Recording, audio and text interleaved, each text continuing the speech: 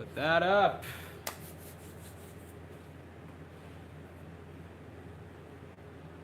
I need to make sure that that's actually working. Hindsight.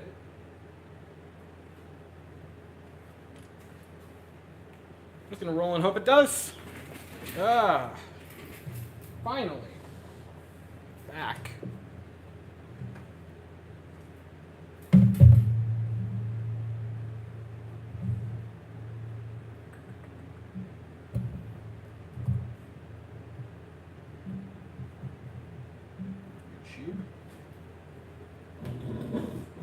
Hey.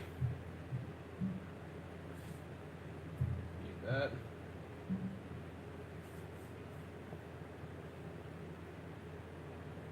Yeah. So, we have made the return. That's a gem. That's a gem. I don't know if you guys see that. Long time no see. Mr. Corona, it's been too long of a time with no see. I don't know if you guys are looking at the Astros broadcast right now, but instead of record, ERA, and innings pitched, they have Category 1, Category 2, and Category 3. Oh, that's a gem.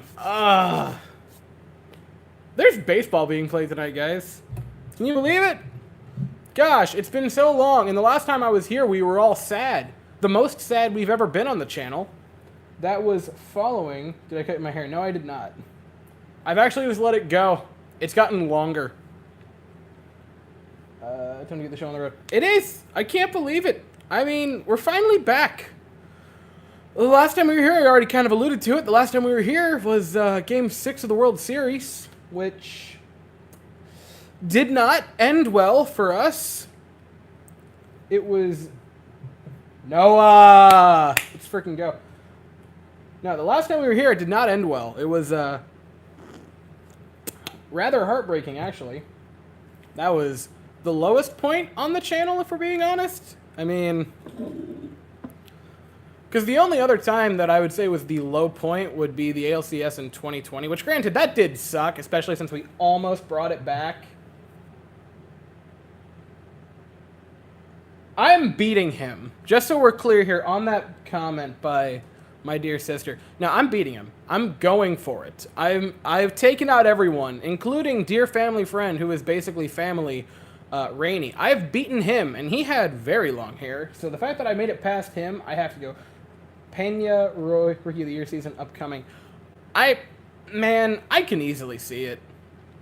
I really like Jeremy Pena. He had a pretty good spring training. I know he had the 2 homers that really inflated the numbers on the last game of spring training. I can pull it up, actually, really quickly and see what his numbers were for spring training.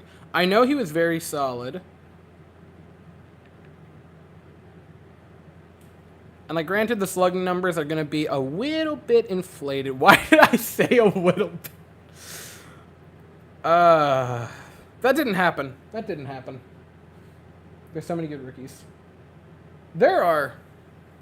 Jose Sirius, so technically a rookie for the Astros. I don't think he's going to have the season that Pena is going to, but I could see him being solid. Yeah, batted 350, OBP'd 381, slugged 700 for an OPS of 1,081 in spring training for Jeremy Pena. Granted, that's only in 21 plate appearances, but still worth mentioning. It's also weird to see all the top prospects making the debut. Man, Bobby Witt Jr. made his debut. I don't believe that game happened. I think it got delayed. But Seattle... his name escapes me, but I want to say he was the number 3 prospect in all of baseball, and he's making his debut when the Mariners play. I can't believe I can't remember his name. I feel bad. I feel bad because I watched the video of him getting called up, and that was really neat to see. And I'm just desperately looking for it. Julio Rodriguez, there it is.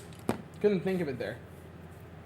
Good to be back, boys. It's great to be back. Also, just so we're clear, I think in hindsight, I made the over-under far too low because this is already Cup 2. And it is just turned 10 o'clock. So, the one guy who had the under, F's in the chat for him. I will say, I've never been so personally touched and also offended that I think the voting was 96% in favor of over. 94% over. So 16 of the 17 votes were for over, and one of them was under. I'm excited to see the squad. Or living in Philly, I'm excited to see this squad play with Scott and other. Yeah, man. I'm assuming you mean Scott. I'm going to talk about it later on, because I have like a handy dandy little note sheet full of things to talk about, like a weird introvert on a date. So this is a date now between all of us. But I have like a few things that I'd like to talk about at some point. One of them is talking about the Mariners.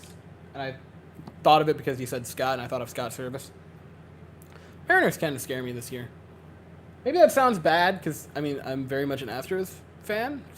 I think that's obvious, but I gotta be honest. The Mariners kind of scare me. I don't know that they're going to make a run for the crown, like, towards the end of the season, but I think they could really give us fits in the early part. I also think they do finally break the drought, and I think they make the playoffs this year as like wild card 2 or 3, which would be neat. I love the 60 patch on the jerseys. That's really neat. I forgot how to talk.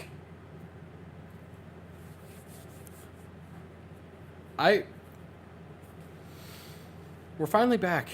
And I'm going to keep saying that until the game gets started, because I really don't know what else to say in leading up for it. The managers have gone out. What an off season we've had. Losing some players. The ex-merchant, Correa, recently. What I think is fascinating is how very close, because I made my ideal lineup for the game, like, going into today. And I was going to post it on, like, just on the community tab, and I ended up not. The only change I had was I think I had Jeremy Pena and Chess swapped, and I had Yuli and Tucker swapped, but it was nearly identical. Love starting with a late night game, so fun. I mean, Houstonians have it a little bit easier. Is Philly in the Eastern time zone? That might be a dumb question. Gonna be honest, I thought this day would come, or wouldn't come till late June. Same. There has to be a video. I think it's gotta be in one of the videos I made. Maybe a rant video talking about the lockout, where I was like, yeah, I don't think we're gonna have baseball till like late May. The fact that we're starting, yeah, so you, oh yeah, Noah's on the East Coast timeline, and he knows the pain of 10 o'clock starts, but I still like late night games. Now, I genuinely am amazed that we're starting kind of on time for baseball. Like, the fact that this is so close to the actual targeted date is a shock. Only a week. Like, only a week delay is a miracle. There he is. The reigning MVP. Is it okay that I have Shohei Pops on the channel? I mean, I have a Freeman Pops. I feel like if I had to do anything, that would have been taken after the events of October. No, Game 7 didn't happen until November. Yeah, it was November 2nd, and I remember that. Or Game 6 didn't happen until November 2nd. I remember. I'm going to throw that back in the top for a second. I remember because the first soccer game I called for them, I was looking at the schedule when they first sent it to me. I'm like, the only thing that could disrupt me from the soccer game and from the baseball stuff is if by somehow the Astros made it to the World Series and we didn't end it in the first 5. And then that happened. And I had to literally, it was the first night I called a game for them, and I didn't stay around to talk to anyone. I dipped the second and ended. And then I came home to the Astros losing 7-0 in Game 6, which was a do-or-die Game 6 in which we would get eliminated at home in Minute Maid. Again. Have we lost every playoff series in Minute Maid for the past little memory? We lost in 18 in Minute Maid, in 19 in Minute Maid. In 20 we lost on the road, but everything was lost or won on the road. And in 21 we lost a minute. Why did I do that to myself? That only makes me sad. It's criminal that the Angels have had literally 2 faces of baseball and won't make the playoffs. It really is. I mean, hey, Trout signed his contract to stay with the Angels. So he chose to be... Why is there a Yankees fan? Right behind home plate. Right behind home plate, there's a Yank. We be losing at home a lot. It sucks, man. It sucks that we've lost so much at home. Yeah, two of the faces of baseball on the Angels, and they're probably not going to make the playoffs. I saw some people predicting them to make the playoffs, and I'm like, I can't see it. They have some really nice pieces. I will give you that. Already heckling. Get over it. Chris Sale comments the other day were really nice to see. Chris Sale's already been, or has always been, very much like on the fence of like, I do not care. Can we please move on with this? But I don't know. What I think is interesting is you're seeing the culture change of like even the players now are starting to get over it. I mean, last year there were Joey Votto was very outspoken of like, come on, let's move past this. And then the Chris Sale comments a couple days ago. Like, this is 5 years ago at this point. No, 18, 19, 20, 21. Yeah, this is 5 years in the past. Like, we gotta move on. Because at this point, that was not a strike. I can't wait till the letter is open for the Yankees, if it ever is, man. Now, like, at this point, it's just sort of leaving a black eye on the sport because we're not getting past it. And that's not a good thing. And at first, I think it brought some attention to baseball because it kind of seemed like we were going to have a villain. Dang it. Altuve did not swing the bat in that at-bat. He watched 5 pitches walk past him. That's not wonderful. What I want to know is when will he open the letter? That's a good question. Angels finished second in the division, not sold on the Mariners. They always find a way to choke. Here's my thing on why is there no strike zone on the stream so people don't get as angry.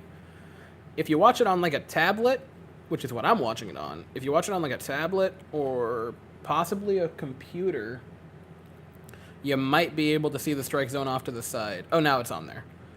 Professional hitter Michael Brantley with a base hit. Remember when Michael Brantley, first hit of 2021. 2022. I am in mid-season form already. So are the umpires. There it is. Bottom of the order of the Astros is weak. Bruh, no. Nah, man. It's Pena, McCormick, Maldonado. If you mean Maldonado is weak, then I agree with you. But McCormick had a 108 WRC plus last year. Had some pretty okay underlying numbers. Had a little bit of power. I think McCormick... Fangraphs has Jake Myers being our starting center fielder this year, like once he gets back from the injury. I am not sold. I think McCormick really has a shot to be the number 1 center fielder. Which, like, that's fine. I'm okay with either of them because I said in the rating video, like, they are basically the same person. Just different names. I was going to look. There was another comment that I wanted to look at. I think it was talking about the Mariners. Blue Jays will be coming out of the AL a lot. They're an improving team. The Blue Jays kind of became a juggernaut overnight, huh? I mean, dang. Pena is still unproven and not sure McCormick can repeat that again. I mean, Pena is very unproven, and I'm not going to argue that. I will say that McCormick had a very good season last year. Defensively, he was fantastic, one of the best defensive center fielders in the league. Offensively, he was a little bit above average. He is Kevin Kiermaier. I don't think he's ever going to be like a 130 or 140 WRC plus guy. I think he has a real shot at being that 110 to 115, maybe an outlier at around 120 WRC plus guy. And if that's what you get, I'm more than happy with that, especially with the plus glove in center field.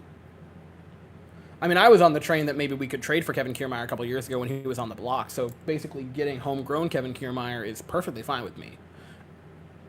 And again, you're looking at the 8th and 9th hitters of your lineup. If you have a 100 WRC plus guy that is just league average at the bottom of your lineup, you're set. You're good. That is perfectly fine. It's weird to see Stassi being successful. It really is, because I was way over the Stassi experiment in 2019. Like, I was... Bregman, little ahead on that one. That was a... splitter. He was ahead on that pitch, but boy, oh boy, did he make solid contact with it.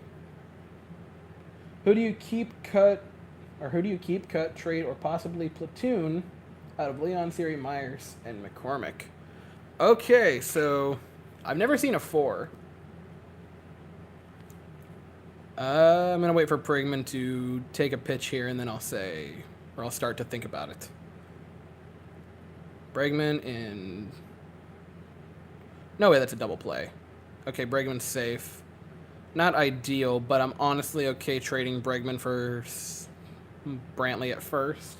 All right. I feel like McCormick and Myers are going to be the platoon and the keep, right? Like, I think they're going to be the two at the start of it.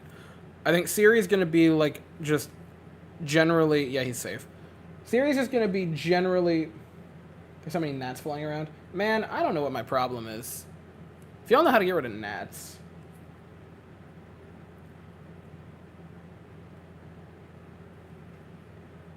Anyway, what I was going to go on. Yeah, like, Leon, I think, is the odd man out. I think Siri had enough last year. Granted, it was a very, very short, like, stint with the big league club. But I think it was enough of one that he sort of solidified that he's going to be that just general, like, extra outfielder. Which, I mean... Obviously, I don't think he's going to repeat what he had last year because I think he had like a 155 WRC plus. So I think that's definitely an outlier. But I think Yordan Big Daddy swings are back. Incoming Yordan 40 home run season easily. I can, yeah. He hit 33 last year. He's just... He's a monster. What's up, Cody? No, Yordan is a beast, and I think 40 home runs... I could see 50, honestly. I think that was my hot take in the ranking video, was I said 50?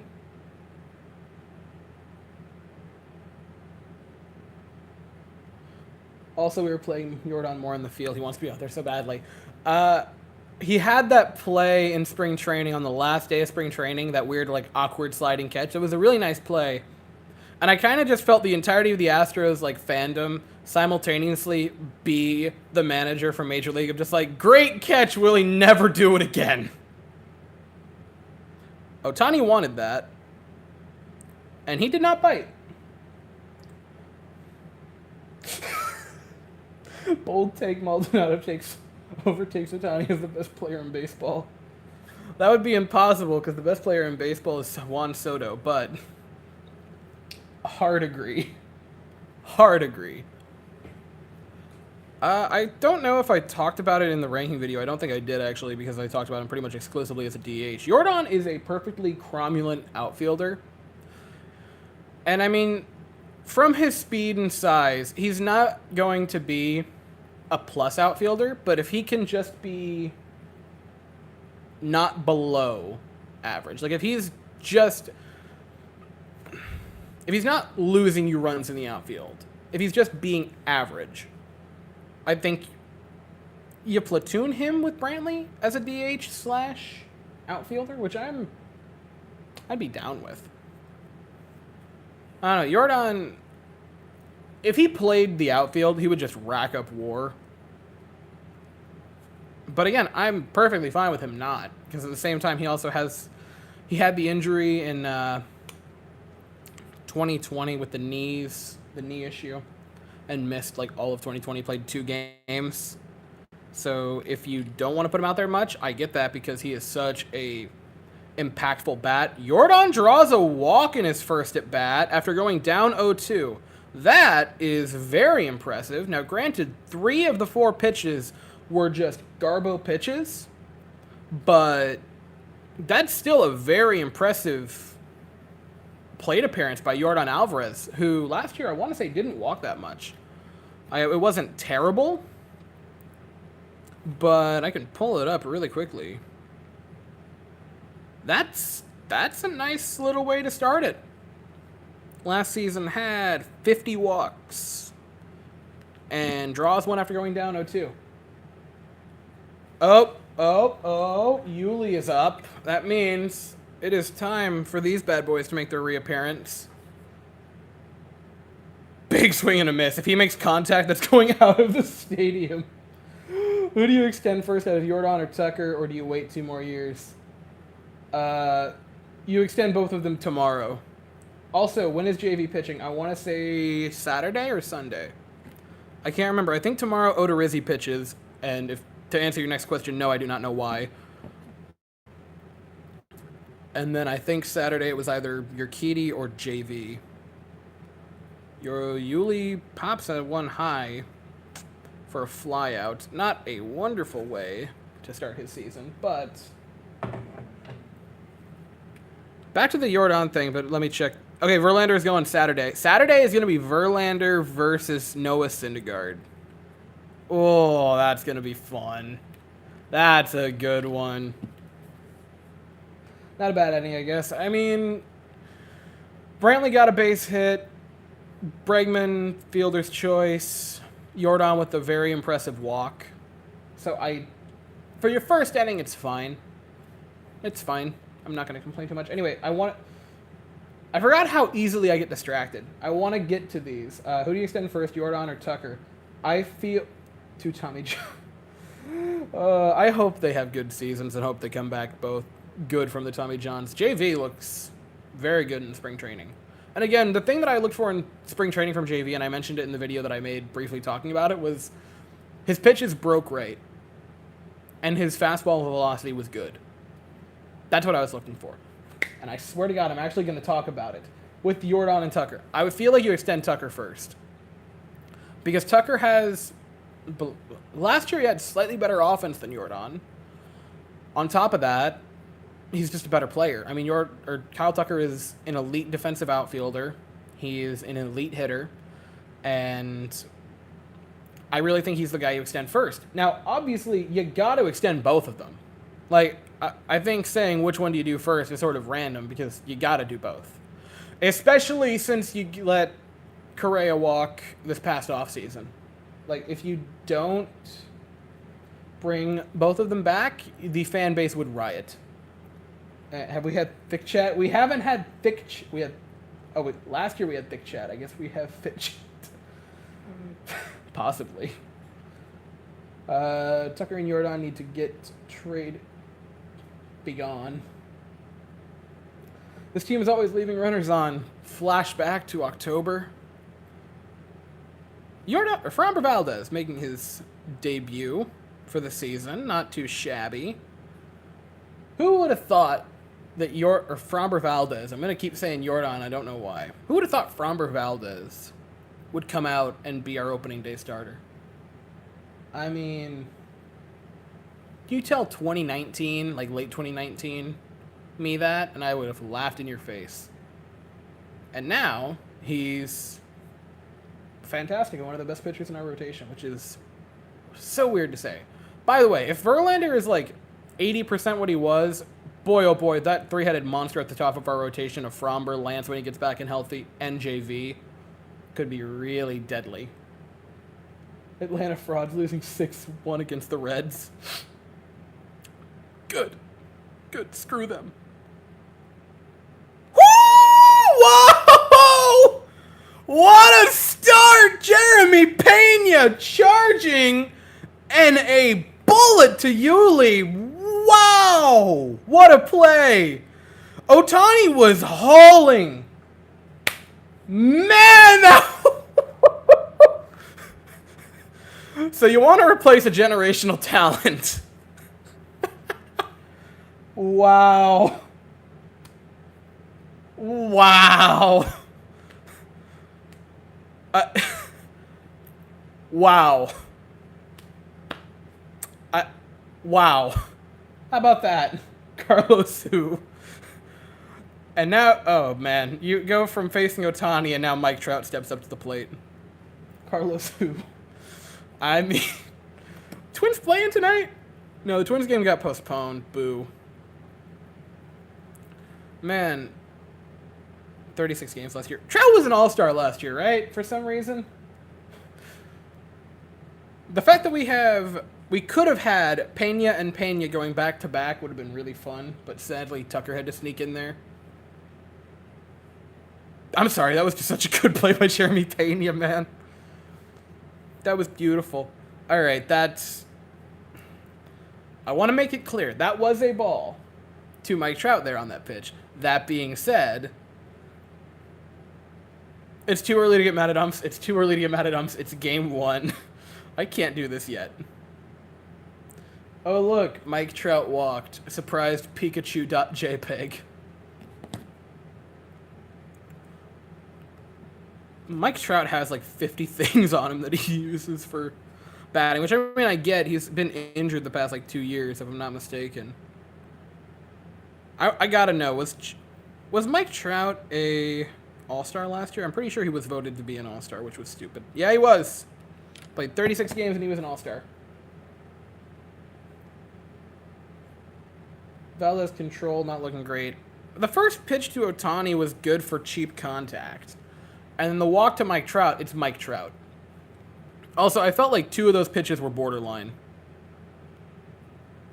And again, right there to Rondon, that's a borderline pitch. Like, those are 50-50 calls that are just not going for us. I'm not concerned yet. If he walks Rondon on 4 pitches, then I would hit the panic button. But if he can get a few into Rondon for strikes, I'm saying we're fine. Also, it's the first game. I feel a big season from Garcia incoming. Luis Garcia, yeah, I could see a good season from him. If he can be around what he was last year, but for a full season, and like get to that 30-ish start mark, you know, around 150 innings, that'd be great. Yeah, but Molly's glove was down and it was way up. That's fair.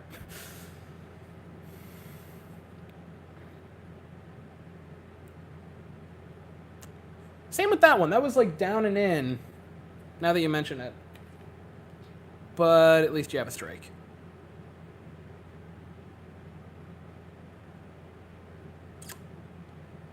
All right, 2-1 to Rondon.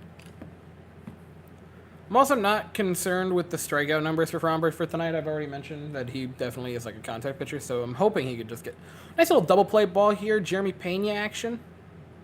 Wow. I mean, when I call it, huh? That's funny. All right. Jeremy Pena to Altuve. Nice little double play. Scheduled from round out for real. That was beaut. That was pretty well located. Got a chase from Rondon. And we're out of the inning. I need to throw my phone.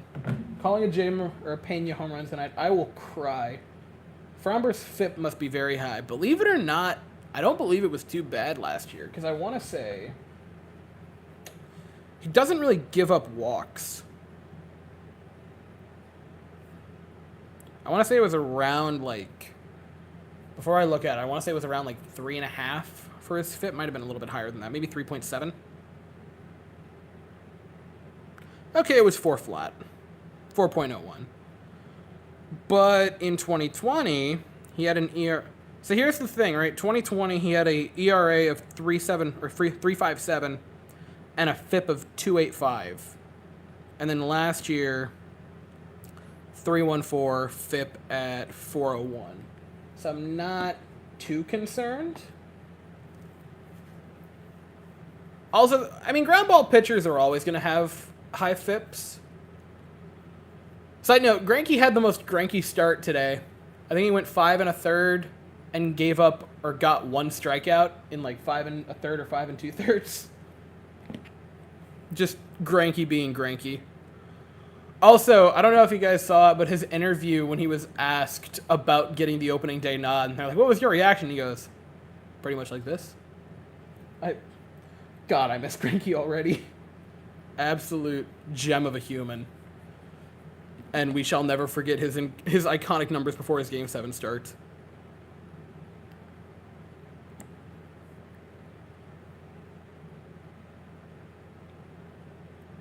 Man. A scoop by Yuli. That was a nice pick by Yuli. I didn't even notice that in real time because I was focused on whether Rondon was going to be safe or not. That was a really nice pick. Message redacted. All right, it is time for Kyle Tucker. Ted bomb, yes. Tucker hits a bomb here. I will give you the arm stretch. Easily. Put 19 pitches on Ohtani in the first inning. Not bad. Straw doing good things makes me sad. We gave him up, and he had 2 hits today. 2 hits and a walk, to be exact. Phil Maton, I really hope has a good season, because I feel like if he doesn't, people are going to tear him apart from the fan base. Not saying that's what you're doing, by the way. I really think a lot of people are going to get mad at Phil Maton if he's not great. That being said, look at the underlying numbers. I think Phil Maton could be fantastic this season coming out of the pen. On top of that, I would like to address something with Straw and Maton, which is, I get that we gave up Straw for Maton, and granted, I think Straw is better than McCormick and or Myers, whoever you have platoon there. That being said, I don't think it was better enough to warrant not having a solid reliever like Phil Maton in the pen. And that's sort of why I still justify that trade. Again, it sucks because, Miles Straw went on to continue being good. Nice take by Tucker there. Tucker, dark horse MVP candidate. He really is. I mean, you look at his numbers after May 9th last year. 174 WRC plus. Full season, just absolutely fantastic. Had a top 9, the 9th best WRC plus or the 8th best WRC plus in the league.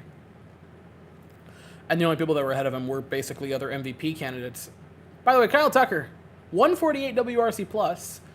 Hit 30 home runs last year. One of the best right fielders in baseball defensively. And placed, 18th or 19th in AL MVP voting? Absolute joke. I mean, there was a point last year where I kind of thought betting on Tucker, at the end of the season, after he concluded that season grounds out here, where it just felt like betting on Tucker to win MVP this season felt like free money. I didn't. I will not bet on teams. I will not bet on sports because that just seems like that is how I screw myself over. Because I'm a Jets fan, and I know I'd be a little bit biased. And I'd be like, no, the Jets are definitely going to win this game, and then they wouldn't. Or I would just, ban shift, unlucky shift.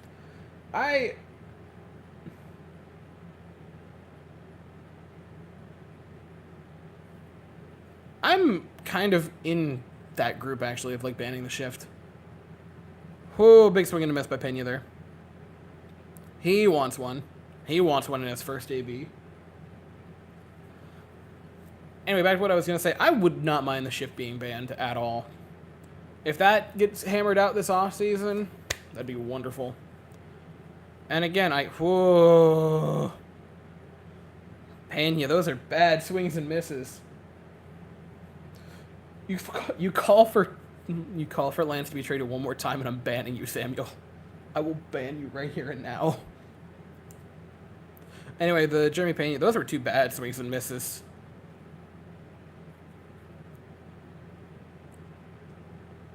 Oof. Okay, so he was antsy to make his debut. Welcome to the big leagues, Jeremy Pena. Yeah, pretty much. Oh. Ohtani played with his food right there. I mean, that was just brutal.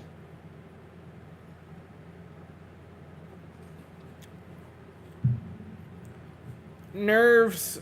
The fact that you're also taking over the spot of debatably the best... Can I say debatably the best shortstop in Astros history? I feel like I can, right? Am I going to get crucified for saying that? I'm going to say it anyway. Debatably the best shortstop in Astros history. And... No, I saw it out of the back of my head. Or the back of my eye, and I'm going to talk about it in a second, but I want to see McCormick here. Correa would have struck out and broke his hip on the swing. That's so mean.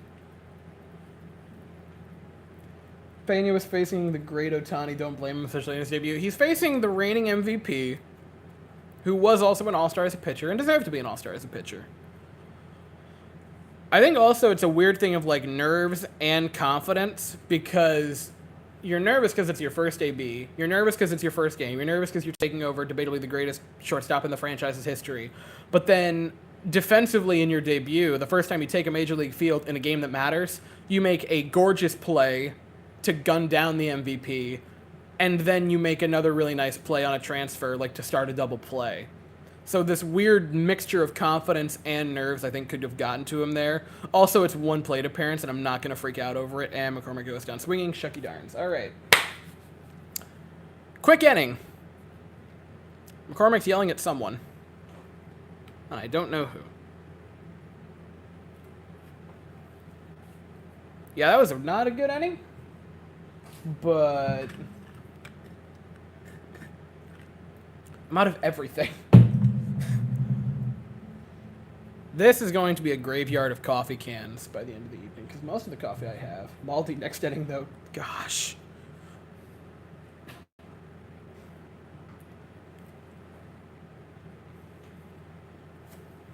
I will laugh and never stop laughing if to start the season Maldonado goes yard.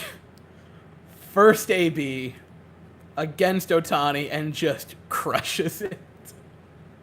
I will laugh and laugh and laugh some more and never stop laughing. Also, that ad for MLB The Show made me think about Jacob deGrom and how I'm very sad because he's gone.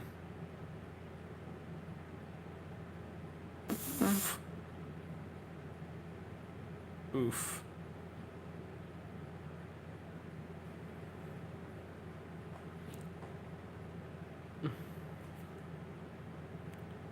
God, Igor Shesterkin. I'm gonna go to the range for a split second. Igor Shesterkin after game shuts out Pittsburgh and then waves goodbye to the players after a fight.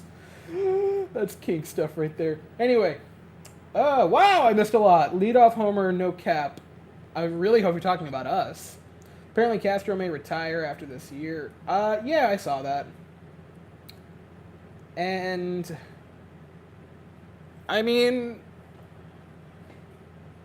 it's weird because I think Castro is a good player.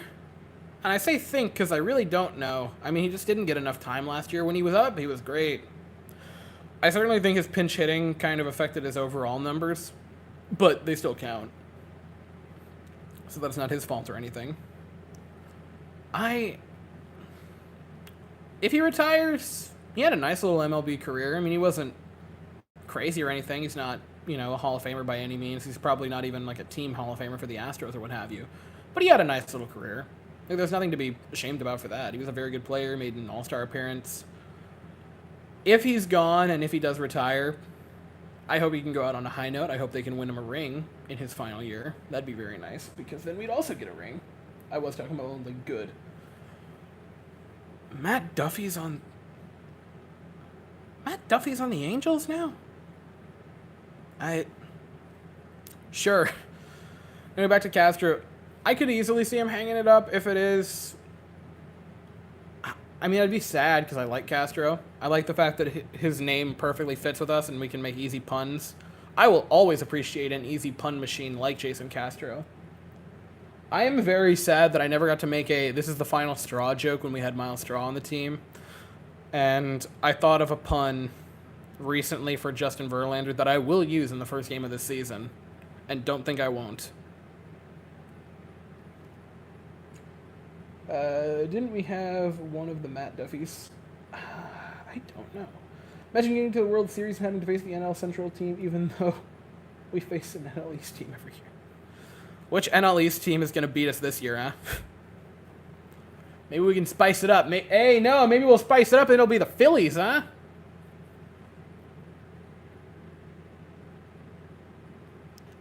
Yeah, maybe we'll switch it up and it'll be Bryce Harper. Grounder, just fair.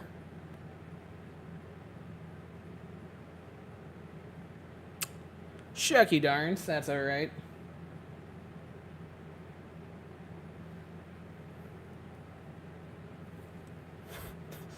You wouldn't mind that? You wouldn't mind losing another World Series? Hey, at least you get a pennant. But I really would like to have not a pennant. I'd like a full one. Speaking of which, are we ever gonna reveal our rings for last year? Like, we ever gonna show them off? That'd be neat. Where's David Fletcher batting? They have Fletcher batting 9th? But he is a contact king. Astros better not go to the World Series just to lose it again. I couldn't take a third World Series loss in 4 years. I couldn't take it. He's batting 9th. Like, I don't get how you put Matt down. That was a 50-50 ball. We're not getting 50-50s.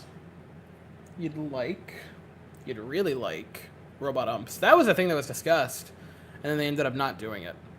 So was the pitch clock, and I don't know why they didn't give a pitch clock. That would have been nice. There's a nice strike from Fromber. Make it a 1-2 count.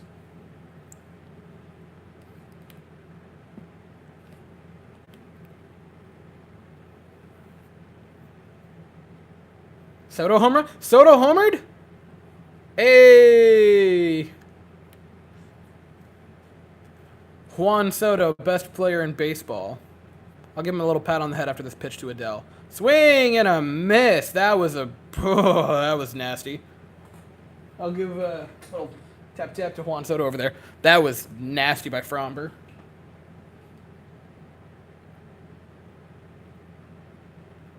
Okay, I get that, but that being said, it's David Fletcher. What, did he strike out like 5 times last year? I'm not even joking. I want to say he struck out less than 50 times.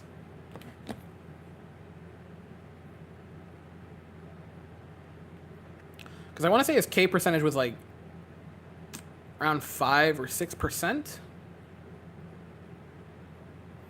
It was one of the best. David Fletcher last season struck out 60 times. I was off, but not a lot. We got the call. Hey, finally. Swing and a miss by Jared Walsh.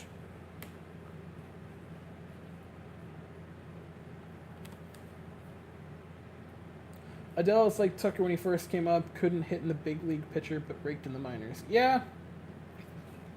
You guys remember 2018 Kyle Tucker when he was brought up and everyone kind of thought it was just like a ticket sale move because we wanted to get some extra revenue towards the end of the season. And then he played in 2019 and was okay-ish. And then 2020 had a solid, what could have been rookie season. And then last year he absolutely tore the league to shreds. Good times with Kyle Tucker.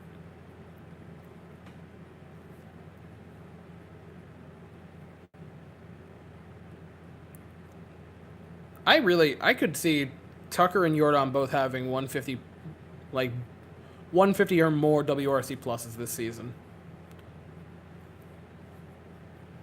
And man, if Jordan can walk a little bit more, if he can have a walk rate kind of comparable to his rookie season, boy, that's gonna get silly.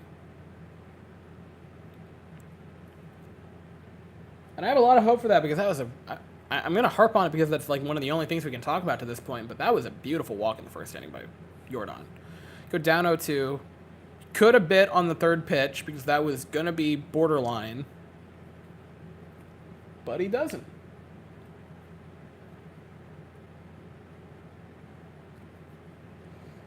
Oh, that's a good question. Oh, that's such a good question. I don't know. I'll read it because that's so tough. As soon as Walsh takes his pitch, flares one to Chaz at center, and that is caught for the out. When the Twins go to Houston in August, do you believe Astros fans will boo and heckle and say you sold out to the former captain or give him a standing ovation? Oh! That's tough. I think it's going to be mixed. I think it's going to be very mixed. Because even now, I'm not sure what happened. Because there were some reports that the Astros made contract offers to him, like, recently, and then there were other reports that they basically said, we don't want you anymore. It's such a weird thing.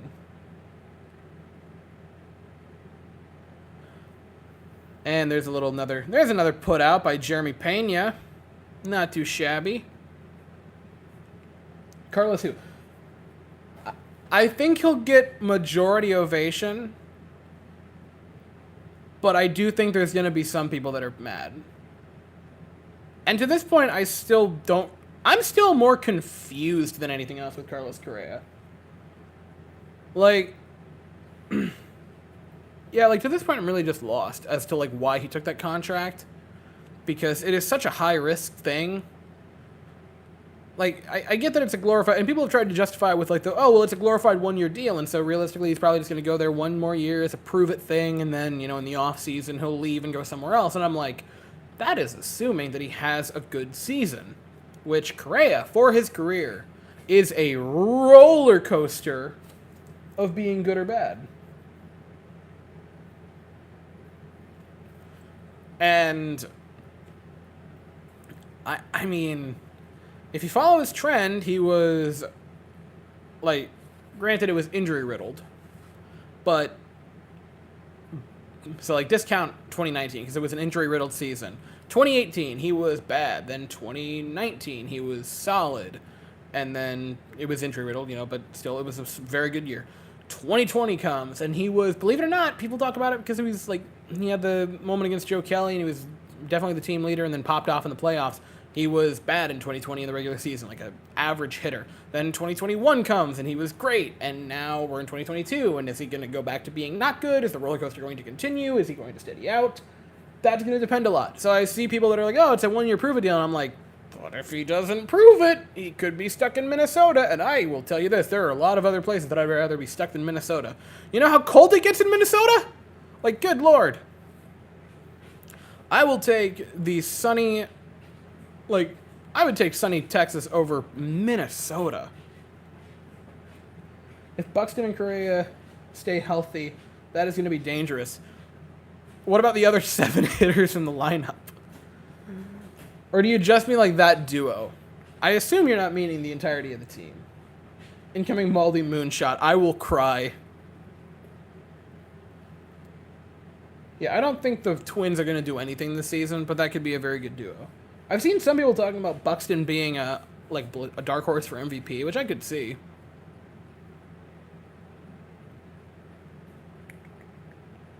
Jose Ramirez is an MVP candidate every year and took a hometown discount. Why couldn't Correa? Correa, I don't know, man. I'm still upset. Oh, speaking of that, did you see the bonkers conversation today that was leaked, or not leaked, but reported on between Anthony Rizzo and Aaron Judge? Because that was wild. It was Rizzo talking to Judge about the contract and being like, there's no more loyalty in baseball. Right? The Cubs and me were in a contract extension. I was there for a long time, and then it collapsed on me, and they traded me. And Freeman left the Braves, so there is no more loyalty. Like, that was wild to hear. And, I mean, it's a two-way street, because for every player that isn't loyal, you have teams like that. I mean, granted, I get that the Cubs definitely were, they were trying to rebuild, and so I get the trade of Anthony Rizzo. But at the same time, that's one of the key players that won you a World Series and broke a 108-year curse that you kind of just yeeted. And the Braves with Freddie Freeman. I mean, that kind of thing happens vice versa, and he's seen as a traitor, Whereas the team just lets him go and then trade for Matt Olson, and it's... Granted, I know Braves fans are broken up about it, but they understand it's for the best, and that, I think at this point in his career, it's a safer bet to roll with Matt Olson going forward than Freddie Freeman, but it's still cold. Like, Rizzo's got a point. There's no loyalty left in the sport, but boy, was that wild to hear him talk about. Maldonado has worked a full count against former MVP, reigning MVP Shohei Ohtani, and struck out. You were this close to greatness, Maldonado. You were that close.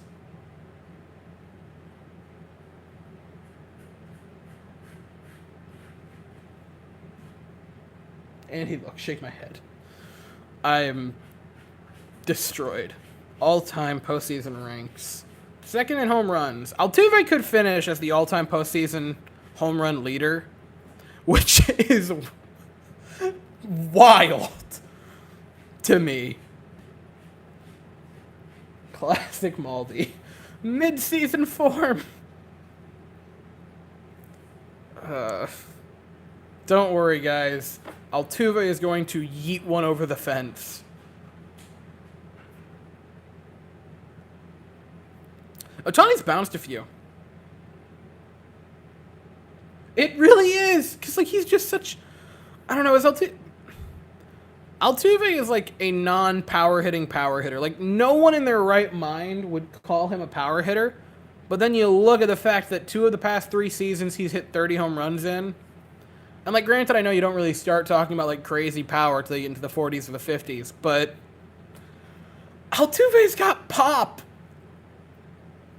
And in the playoffs, he turns into Babe Ruth. Kyle Tucker has a new haircut. That's an MVP haircut is all I'm saying. I would not have it, though. Woo! That was up high. I get that was a slider, but I do not like that. Ohtani. Don't do something crazy like hit Altuve. Because then I might have to not have the pops up there. Yeah, that was definitely a strike. And they cheer for that. Baseball fans are fascinating to me because you have 2 complete opposite ends of the spectrum. Like, you have fans of baseball that are just so current, like the stat nerds of the sport, and then you have the old talking heads that still cheer for injuries. And it's wild to me that, like, I don't know, baseball just seems like it's either super, super advanced and you talk in numbers that make people say that is not a real statistic, which is what was said to me when I brought up expected Wobacon.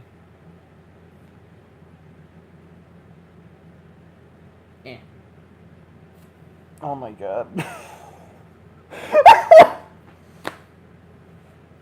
No one saw that. No one saw that. No one saw that. Strike to Michael Brantley.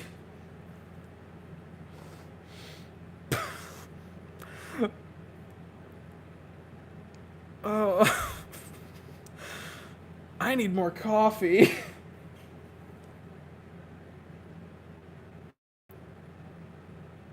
Took one.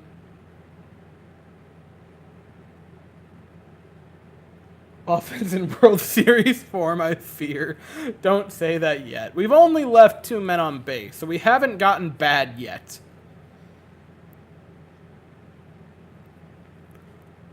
Fromber rocking the Yuli style. I dig it.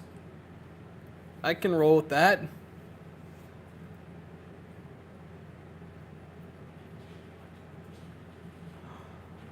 Yeah, I think as soon as the inning is over, I gotta run for more coffee, because the prerequisite there, if you couldn't tell what that was me trying to use the touch screen on a computer. Michael Brantley rips one deep into left field. That one's off the wall. That's going to be probably a stand-up double for Michael Brantley.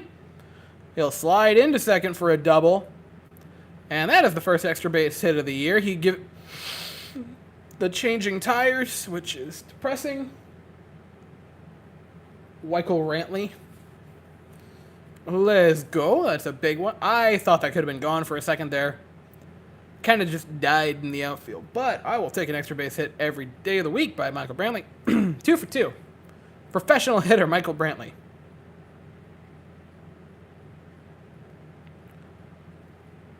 Did it... Did it go off the top, though? Okay, it's a double. I thought they were going to review it and talk about maybe the fact that it might have been a home run.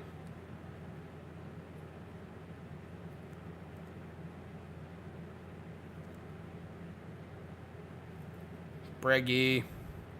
That was, to be fair, that was a pretty nice pitch, so that wouldn't have really been good for contact, but still. I'm feeling a Bregman bomb here. I'm feeling one just like left center field. Took it. Also, I was going to mention this when talking about Yordan Alvarez, because I thought about doing a written post, and I ended up not doing a written post. In spring training for Yordan, he had 2 homers, and they were both left field homers. It was one that was pretty far to the left, and one that was like left center. And if Yordan starts using the Crawford boxes the way we have all dreamt of him using the Crawford boxes the past few years, like the way we've been talking about it, if he can start doing that, 50 easy. Isn't it crazy that his deal ends this year? Time be flying by. Yeah. You think about bringing him back, right? Because he's not going to be expensive. I mean, that is I talked about him a lot in the rating video about like just how nice he is being out there in either left field or he's DHing tonight. Like, you can't buy peace of mind, but you can pay Michael Brantley. That's a t-shirt. That is a t-shirt if I've ever heard one by like Apollo Houston. But man, I really would like to see Michael Brantley come back, even if it's just another like year or 2 deal. I feel like he kind of got to. Bregman rips one over the head. That's going to be... Are they sending him? They are sending Brantley, and he is safe! Astros score first. Michael Brantley scores the run, but that was Alex Bregman with the first RBI of the season, and it is 1-0 Astros. Let's freaking go! Woo! Revenge tour starts now. If Bregman doesn't get back to his 2019 season or even close, the offense will suffer. Immaculate timing. He's pretty happy. That was also pretty nice. Granted, the throw was really off, but that was aggressive by Gary Pettit. Or Pettis by at third. I mean, it was going to be close.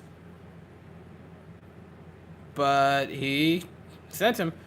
Anyway, yeah, Yordan. Both of his home runs. Oppo. If he starts using Crawford boxers, gonna be deadly. Bregman's due. Bregman is due. So I know the fact that Bregman was like a 120 WRC plus last year and the year before that, and we were talking about how bad he was, is kind of funny. Also a testament to how good his 2019 was. Really could have won an MVP that year. And that was just a nice piece of hitting by Bregman.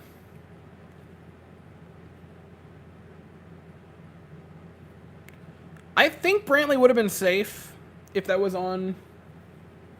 If that would have came to Stassi. I think he still would have been safe. It would have been really close, but I think he still would have been safe by a little bit. Oh, one's Mr. Yordan Alvarez. Oh! He wanted one. That was a big man swing on a 99 in to Yordan.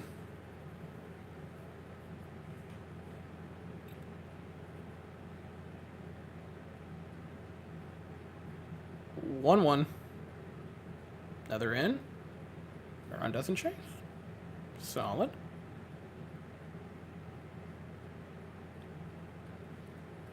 I'll talk about when he comes to bat next, whether it be because he's on deck.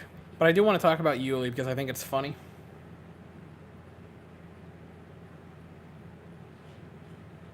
Everyone benefited from juiced balls, but we're still using the juiced balls. Dang it. Dang it. Almost had it. Almost had it. Just a little under it. Anyway, as for Bregman, I think he's going to be in the middle. I think he's going to be maybe 25 to 30 home runs consistently. Maybe he gets back to 40. I don't know. I think 25 to 35 home runs is where he's going to find a sweet spot, and I think he's going to get that OBP this year. I'm going to say he gets it above 380. Maybe he gets it back to 400. Anyway, that's a timeout. Good inning. Yeah, we scored. I'm going to be right back with a refill of water and coffee.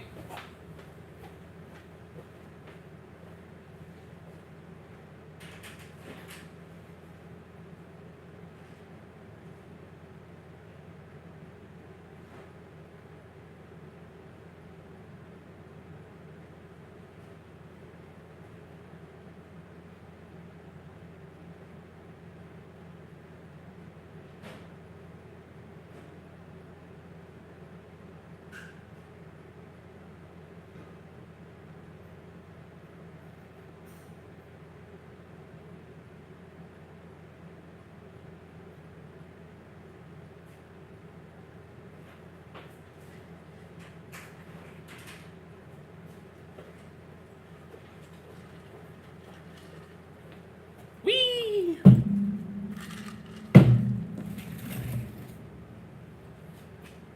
Okay, I didn't destroy the set.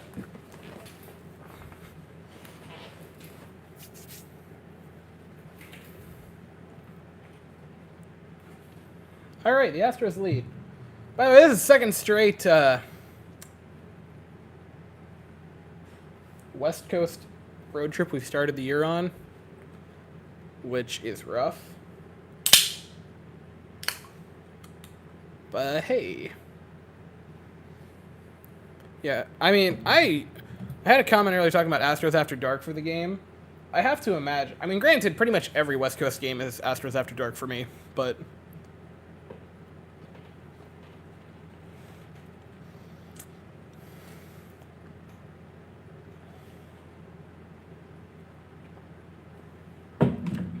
I'll say I picked baseball when I was younger.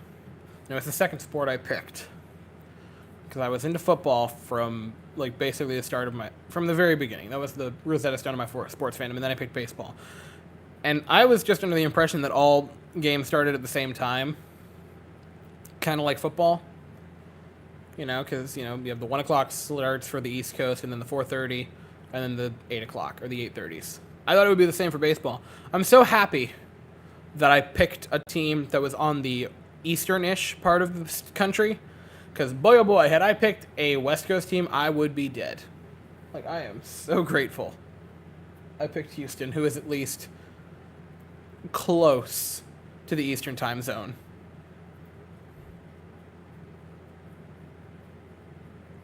Fromber, don't do that. That was so...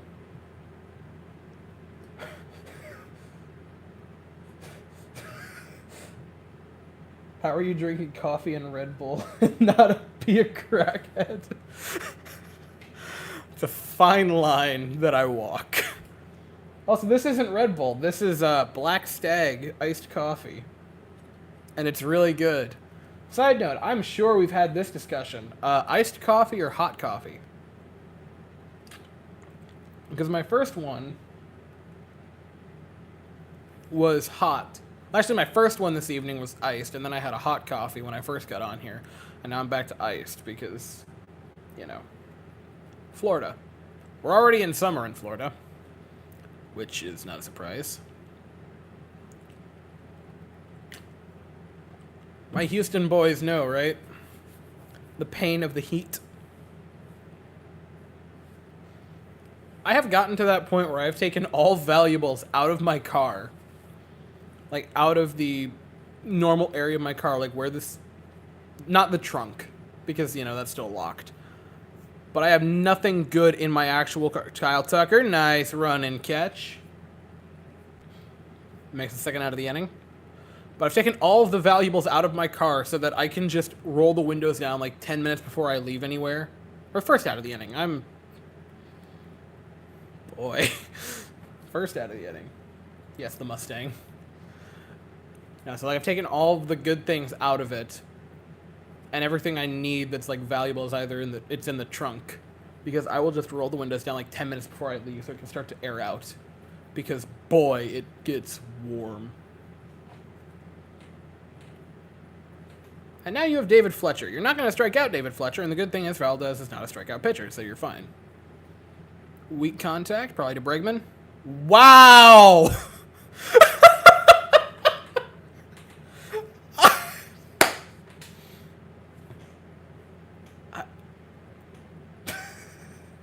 Bruh! Great throw by Bragg. Great play. Barehanded. Like, that was gorgeous. Bregman actually made one of those plays. Matt Chapman, who? Matt Chapman, by the way, now a Toronto Blue Jay, which is super weird. That reminds me of the Minnesota play. It was Minnesota wildcard game 1 back in 2020. Bases, I think the bases were loaded, and he made one of those type of plays. This defense is so nice. The defense looks great. 3 innings in.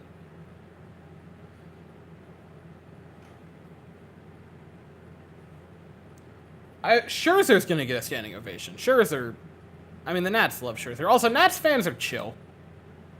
Whoo! That was a big swing by Ohtani for a swing and a miss. Nats fans are chill. I think he'll get a very warm ovation. I think Simeon probably will also because, like, it's Toronto and Canadians can't be mean. So I think they'll get nice reactions. That was such a crazy play by Bregman.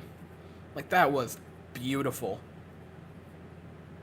Yeah, the curve on Fromber for that second pitch to Ohtani was also just disgusting. And here we go. Payoff pitch. I'm fine with that kind of Garbo pitch. Pitches are really relevant here. Fromber could get out of the inning. Like, obviously, if he gets it on this pitch, it'd be the 33rd pitch of the inning. Ohtani's already at 55. So we could eat at their bullpen kind of. Oh! Paint the corner Fromber Valdez. That was a beaut. Ohtani is heated. And the Astros are out of the inning. So pitches are very relevant. Ohtani's at 55. Fromber's at 33. Fromber, baby. Like, that was nasty. That was a... Ladies and gentlemen, we've made it through 3 innings of baseball. I think I can safely say the Astros are going to win the World Series this season. And, yeah. Itis Command looks better. It has gotten better, which is good. Because I will say, I was trying to stay calm, but yeah, first, like, 2 batters, I'm like, it could be not great. First 3 batters, because Ohtani barely counted the first time up. I will say, Ohtani's at-bats were kind of funny there, because it was just the quick ground out where Pena made that ridiculous play, and then Fromber just embarrassing him. We are not. We're going to lose to the last wildcard team. Thanks, Weston. Don't say that. Don't say that.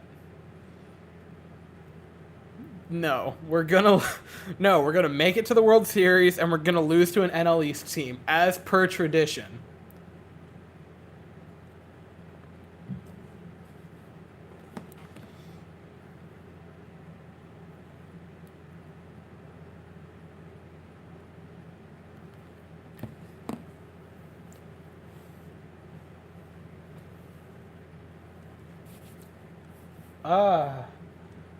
At some point, I'd like to talk about this, because they released a teaser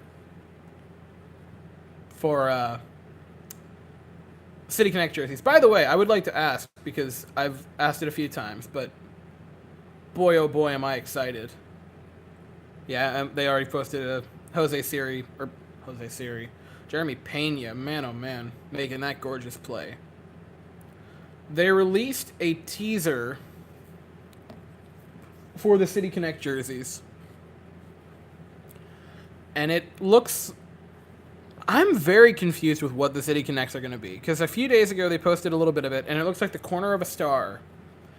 Of like a blue and yellow star with an orange jersey underneath. And then they posted another picture that is like a bluish background with a gold space module on it. Which, the fact that this jersey is actually going to be interesting, unlike the last few. They also, very important thing on another teaser they posted, it clearly has the 70 or the 713, which is obviously the Houston's area code.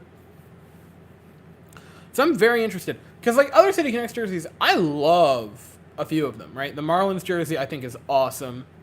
The Washington jersey for this season is gorgeous, and I mean, my God, the Chicago White Sox jerseys last year might just be one of the best jerseys in baseball for their City Connects. But they've all been pretty simple, like straightforward. It's just been different color schemes. Whereas I would like the designs to get wild. And man, the Astros seem like they might have actually gone crazy with the design, which makes me excited. Would have liked to have seen this from a version in the World Series. I would have liked to have seen an offense that could score. If we're going to take pot shots and pick the wounds of the Astros, I would have liked to have seen an offense in any of those games. Like OG Willikers, I don't know, elimination game 6 instead of losing 7-0. I'm not over it. I'm not over it. I'm not over it. I'm not over it. I also realized I'm not over the Nats thing. Very much not over the Nats. Side note, I went to SeaWorld recently with like my family, and I swear to God there were 100 Braves jerseys. Or like Braves jerseys or hats or shirts. There were just 100.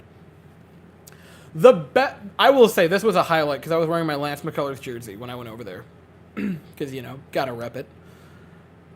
And literally someone walks up behind me, taps me on the shoulder and goes, "Go Braves," and then sprints away in the opposite direction. And if it didn't happen to me, I wouldn't have believed it was real. It was wild. At least Soto has a ring. I'm very happy that Juan Soto has a ring. But no, this dude just runs up, "Go Braves," pew! And then dips. It was the funniest thing. Yes, can't forget the offense was horrendous in the World Series. The offense, man. Because I spent the entirety of the postseason videos talking about, like, oh, we got to pay Correa because, you know, or we don't need to pay Correa. We need to get weapons for the pen. And then the bullpen was just lights out in that World Series. The pitching staff was great in that World Series. Aside from Game 6, but, you know, can't win them all. But boy, you would have liked to have won one of them. Tucker, flares one, foul.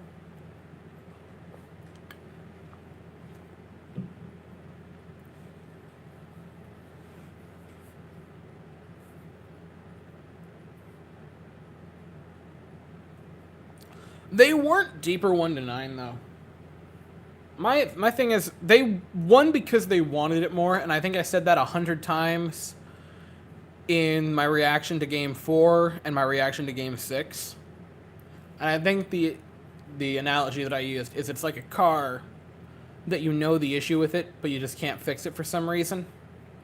Like, the Astros lost that World Series, and we lost the Nats World Series. We lost in 2019 for the same damn reason, which was we just didn't want it as much as the other team did. They were more hungry than we were. And I mean, I think it really would be said for the 2018 World Series. Or the 2019 World Series. Where the Nats just were way more hungry than we were. We thought we were going to be handed a World Series. And you can see that from the fact that in Game 1 and 2, we wet the bed. Then we come back, we win 3 in a row in their house. And we're like, we're easily going to, you know, get one of them back at Minute Maid. And then we didn't. But last year for the Braves, I don't know. The Braves are one of the weaker teams to win a World Series. And I know Braves fans got really mad at me after the Game 4 video last year. And, I mean, crucified me because I didn't give them their just dues. They're a good team, and they deserve to win that World Series over the Astros. They wanted it more than we did, and they way outplayed us. But overall, just on paper, they were a good team, but I'm not sure they were a World Series team. I also remember vividly memeing on the Braves in the postseason, and then they would go on to eliminate us. Kyle Tucker with the dribbler.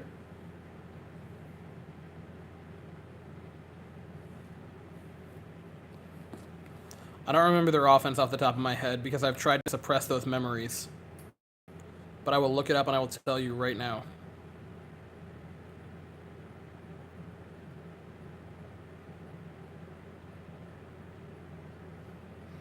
Also, I never said easy out, I said weaker overall. Like, I wouldn't say there was anyone in that lineup that I would say should just automatically bend over to you. But they had players that were not good. Marcelo Ozuna was a 68 OPS plus. Travis d'Arnaud was a 74. And Tucker strikes out.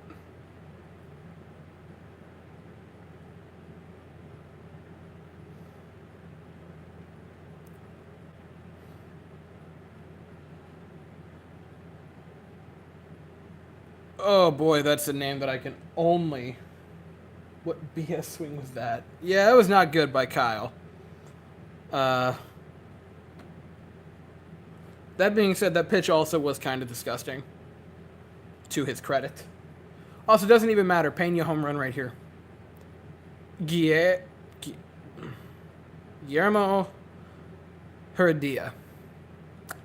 Hopefully I didn't horrifically destroy that name. 75 OPS plus. Jock Peterson. Like 96. There were not great players in that lineup. There were players in there that you could have easily gotten out. And they simply wanted it more than we did.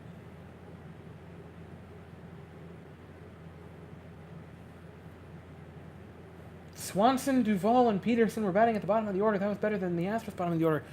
Okay, but you're not looking at it in the bigger picture. Like, you got to look at that all said and done. You can't look at a lineup just at the bottom three, and that is another three-pitch strikeout for Jeremy Pena. That's not wonderful. I mean... Why am I in low power mode? I'm not out of order. You're out of order.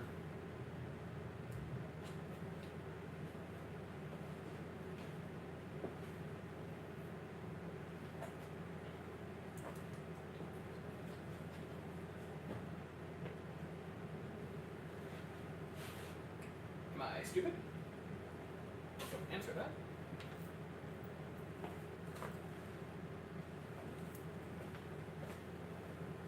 I might be stupid.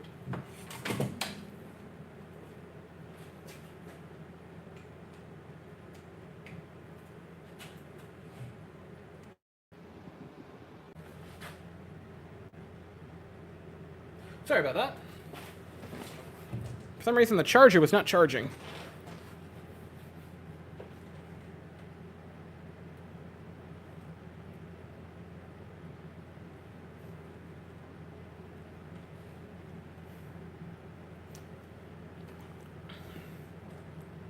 They had nice hitters. That's coffee number 3 gone, by the way.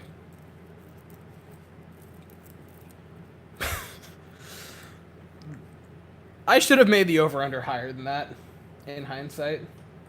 Rosario, Freeman, Soler, Albies, Travis d'Arnaud, and MVP candidate Austin Riley were the other ones. Okay, but...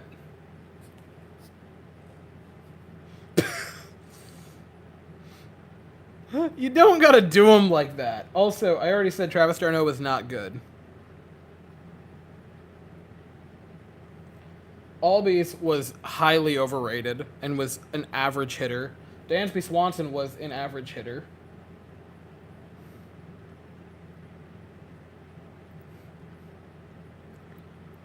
And Freeman and Riley were great, but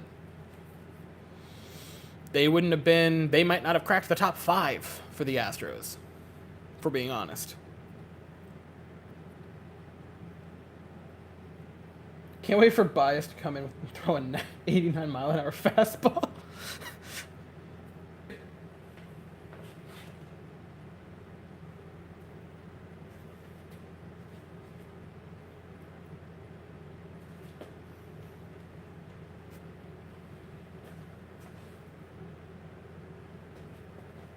Making sure it's plugged in. Hopefully that doesn't happen again. 2-2 to Mike Trout. Oh! Paints him up top. That was just a beautifully located pitch by Fromber for a looking strikeout of Mike Trout, who he has struck out twice. No, walked once. I'm dumb. That was nice. Valdez owns Trout. Trout calls him daddy. Late night thoughts. Yeah, sometimes I wish I hadn't said things. Sometimes I look at the videos I make on here, and then I realize that one day, like, my employer can easily find them. Bregman and Brantley weren't the same last year. Their power was down. Let's be real, the Astros lineup was... Okay, you're drunk. Brantley's not a power hitter. That's not the point of Michael Brantley. Michael Brantley's experience as a professional hitter. Rondon, Jeremy Pena, and a scoop by Yuli. Pena's got a little bit of nerve going on, I think. He's not happy that he struck out twice on 6 pitches. Because that was in the dirt to Yuli. A beautiful pick by Yuli Gurriel. Oh, the Yuli glasses come out next inning. That's going to get those bad boys ready.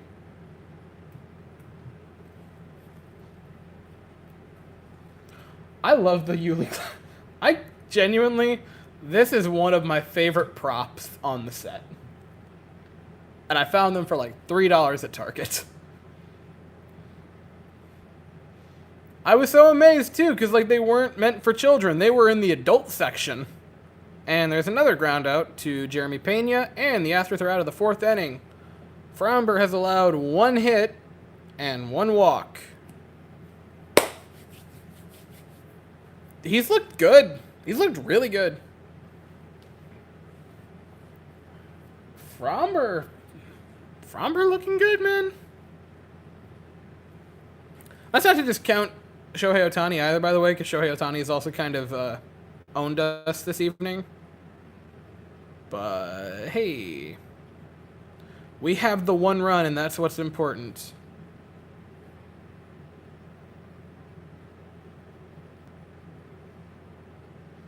That is just so ice cold on the Igor Shesterkin waving goodbye to the Penguins. Like, that is icy right there. Pena's getting some action out there. He's getting a lot of action. He's had, what, 4 putouts already? Beautiful play on Ohtani to start the game. Double play. He's got at least 4.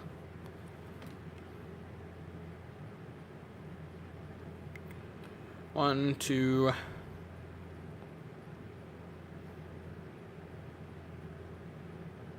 3.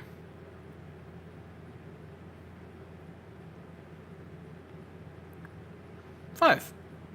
He's got 5. And the first one was, I mean, a highlight play.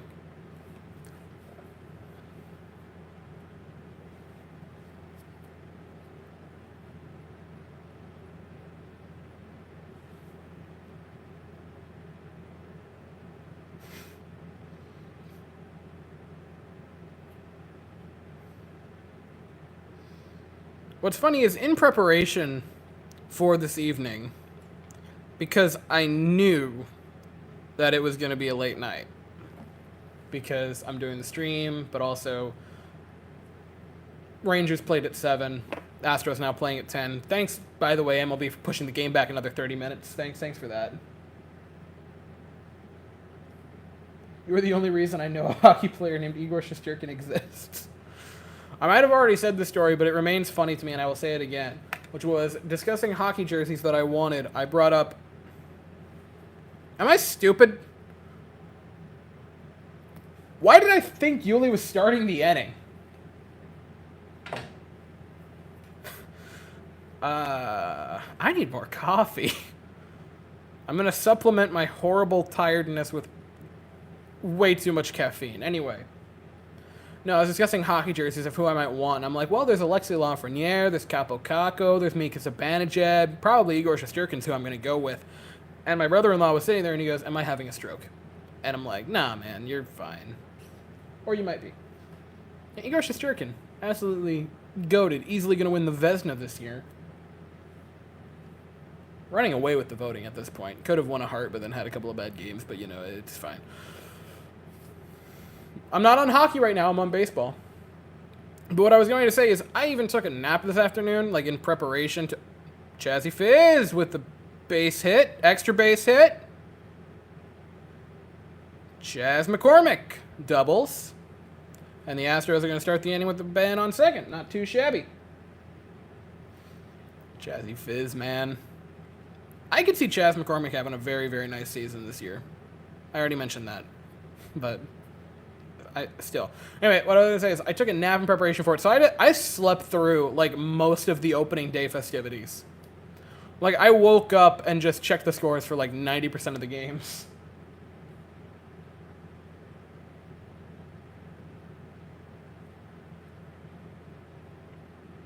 And now we get to see Martin Maldonado bat. Just make a productive out if you're going to make an out.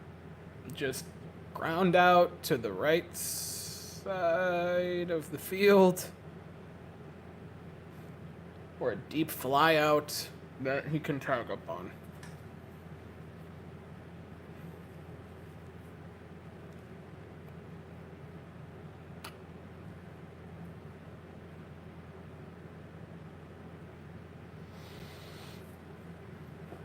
Otani already at 73 pitches. Man. Oh. Big swing and a miss by Maldi.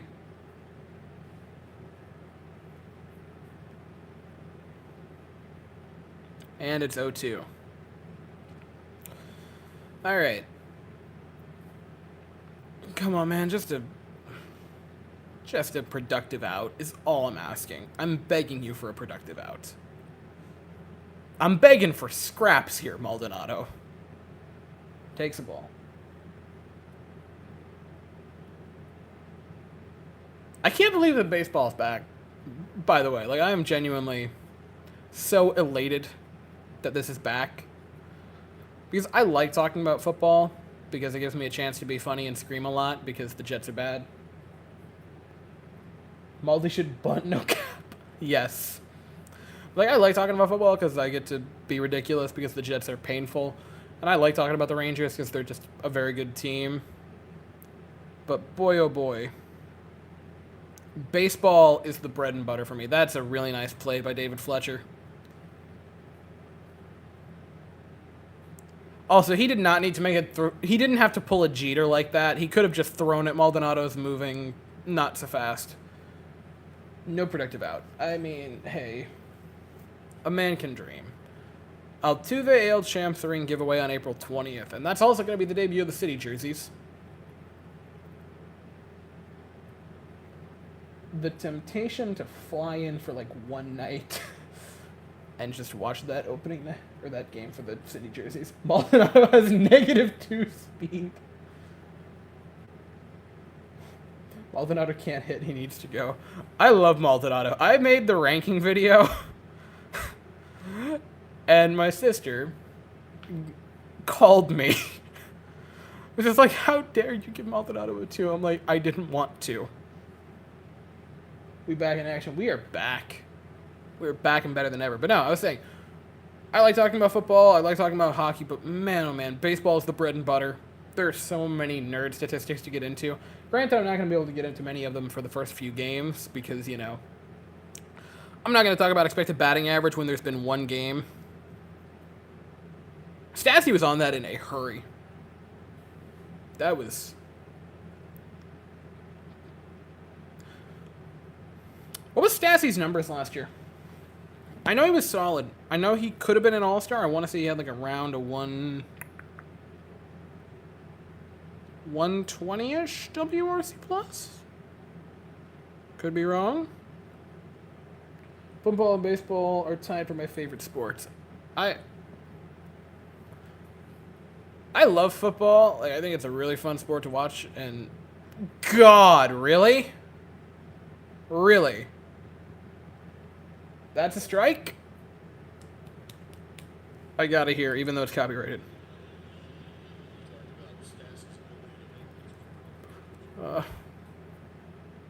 Bro, you. Yeah, that was a bad pitch. Like, that was not a strike. In any universe, that is not a strike. But here we are. But like, oh, Altuve, buddy. I get it because that last pitch is a thing, but no. No. Can't swing at that. And that's going to be the end of Ohtani's day.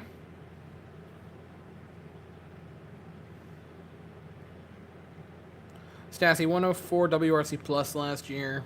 Or OPS plus, excuse me. 326 OBP. Not bad.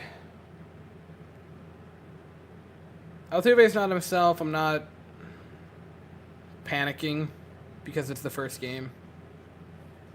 And it's really just the first game. I don't want to be... The first game is kind of like spring training. And, like, it's kind of like all preseasons. Which is, if your team is good, or if a player is good in the first little bit, especially with like a game like baseball where there's 160 games, you know, if a player's bad in the first few games, it's like, it's the start of the season. So I'm not going to panic on Altuve quite yet. 9 Ks in less than 5 innings is crazy. Shohei Ohtani was bonkers tonight. Like, I get that he's losing right now, but man, oh man.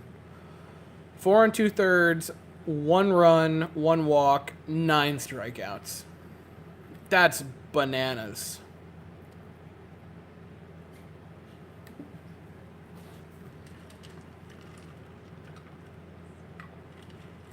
Don't forget these guys also had a short season, or preseason. Yeah, that too.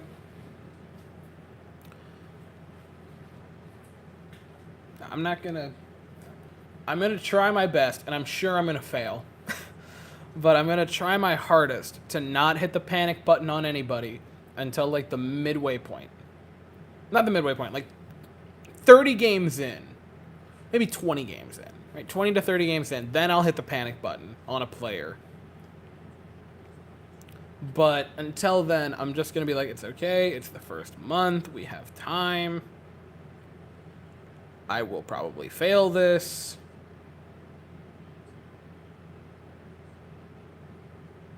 But you know what? It's fine. It's fine. We're fine. It's just the first game. Ohtani was bonkers, though.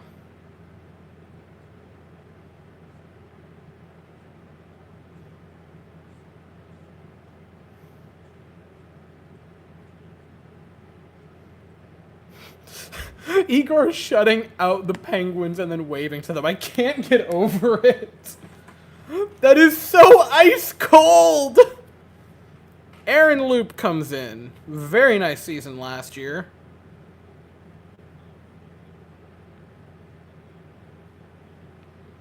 Man, a good relief pitcher on the Mets? That seems impossible. How am I taking pot shots in the Mets in a game where they're not playing? Because everyone can. Taking pot shots in the Mets are the baseball equivalent of taking pot shots at, like, the Leafs in hockey. And I am also very depressed that both Scherzer and DeGrom are injured to start the season. That sucks.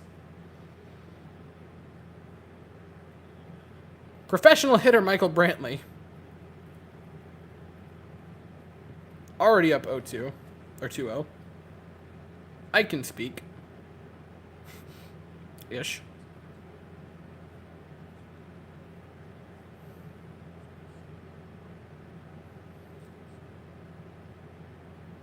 I need to check. As soon as this at-bat is done, or like the inning is over with, I'm going to check and make sure the phone is charging because I do not want the stream to die.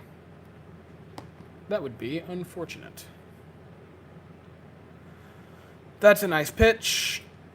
Probably could have been a ball.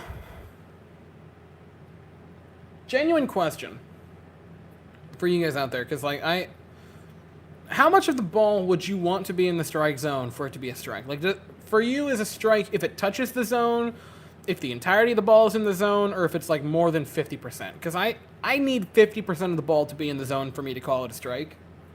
But I'm genuinely interested.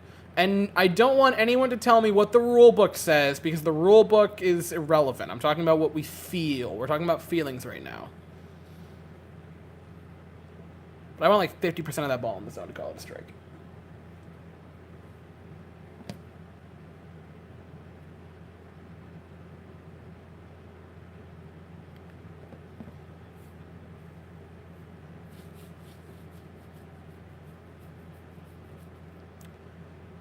Two now to Michael Brantley. The Chiron scoreboard machine's broke. Man, I love the Astros broadcasting team. Blummer, TK, and Julia are absolutely iconic to me. But boy, oh boy. Depends on... boy, oh boy. We always have had a rough... people running the display.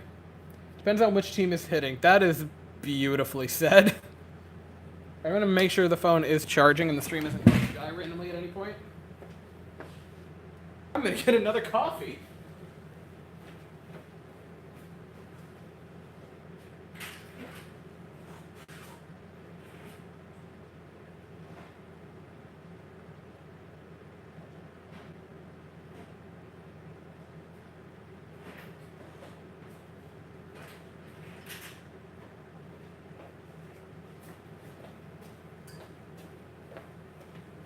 And with this can, the over has been hit.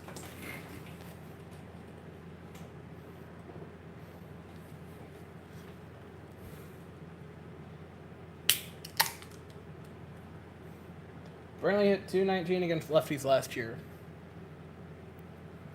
Okay. I mean, lefty on lefty is always going to be a little bit rough. Same, like... That doesn't bother me. Maybe it should.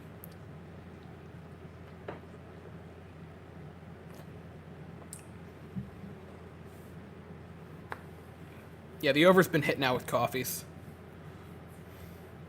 And it is the 5th inning, which means there's still like half a game left. And then also the recording and editing of both videos. God help me.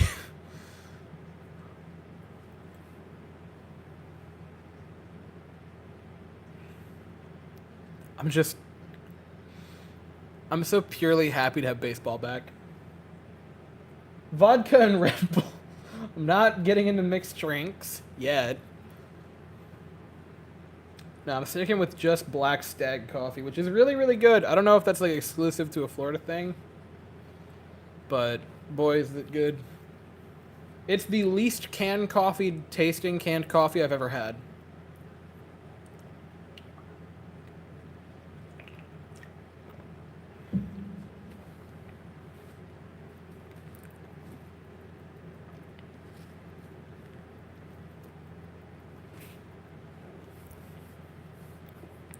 Fromber has been efficient. He's only allowed 2 base runners. Like, he's having a nice game.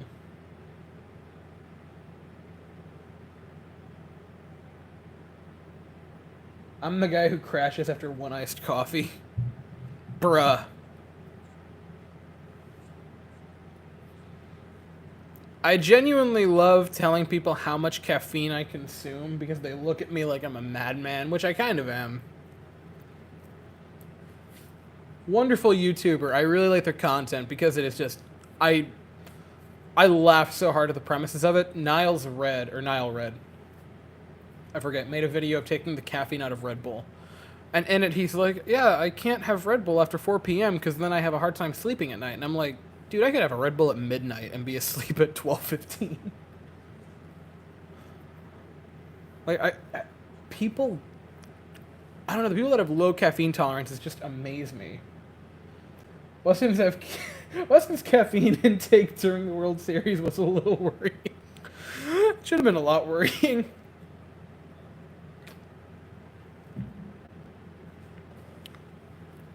I need to have the little Chiron open on the side because I have no idea what's happening because, again, the machine's down. I wonder how much caffeine I had during that World Series run. I don't want to know because it would only make me sad and a little bit terrified. But we could calculate it. I had at least 2 energy drinks each game. Energy drink on average is like 200 milligrams of caffeine. Played 4 in the first round. Swing and strikeout on Aaron Dell, and he goes down swinging. Framber Valdez. It's like 400 per game. Played 4 in the first series, 6 in the second, and 6 in the third. So 16. 2016 is like 40.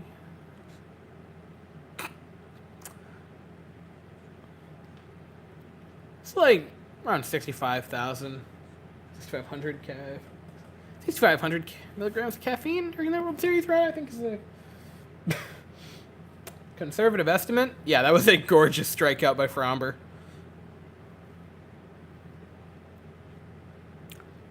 Jared Walsh asking for a timeout before taking a pitch. Makes sense. How bad am I losing this game at darts? Badly. Ooh. That was gross.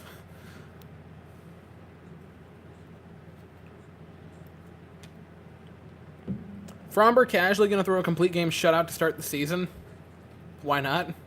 Like... Oh, I wanted to talk about this because it was relatively big news. Ryan Presley got an extension. I believe it was 2 years, $30 million with a third-year option. I don't remember if it was a team option or a player option. But I'm very excited about that. That's a pretty good deal. I'm amazed you're getting that good of a closer, that good of a relief pitcher for only like $15 million. And I'm going to look it up again because I want to make sure I'm not just sounding like an idiot. But I believe it was that.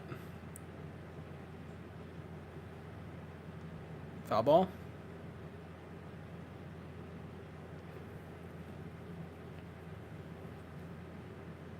Yeah, 2 year 30. Like, that's dirt cheap.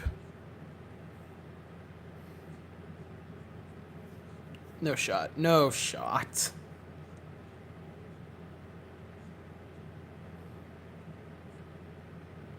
Alright, I got destroyed in that game of darts. That sucks. But I can actually focus on, you know, the game. That was close, but that was certainly a ball. I say close, by the way, not meaning like close to a strike. That was just... could have been a chase pitch. Yeah, Framber has settled in very nicely.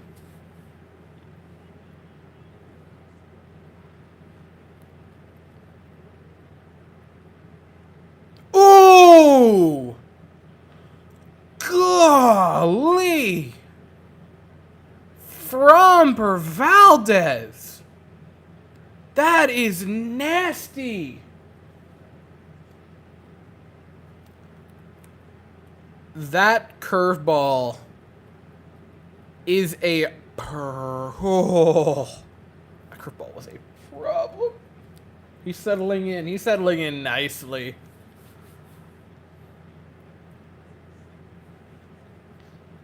He's at...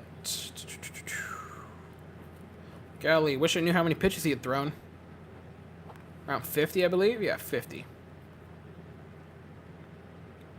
Not bad. Not bad.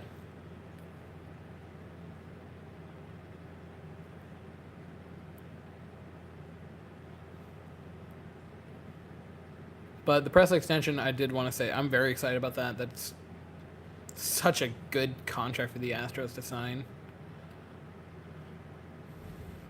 And the bullpen's going to live or die. I think that's going to be what we live or die by. That being said, I really could see the bullpen being fantastic. Especially the three-headed monster in the bullpen of Presley, Stenek, and Maton. I talked at length about Maton in the rating video. I really think he's going to have a bounce-back season. Or just a good season. You look at all the underlying numbers, and they really just shout to him being a good player. That was unlucky. And that's really what I'm banking on. In the dirt. I'm not against him kind of throwing these Garbo pitches to Stassi, because Stassi obviously is, catchers are never going to be the best disciplined player. Generally speaking, there are outliers.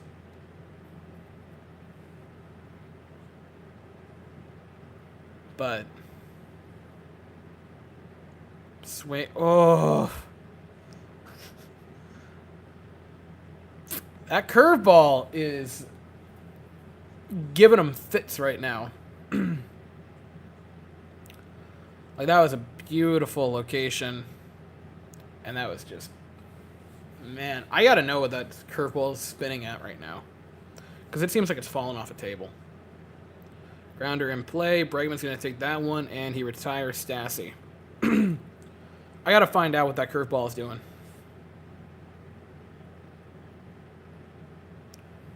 Because it is spinning quite rough. Actually, wait, I can use this.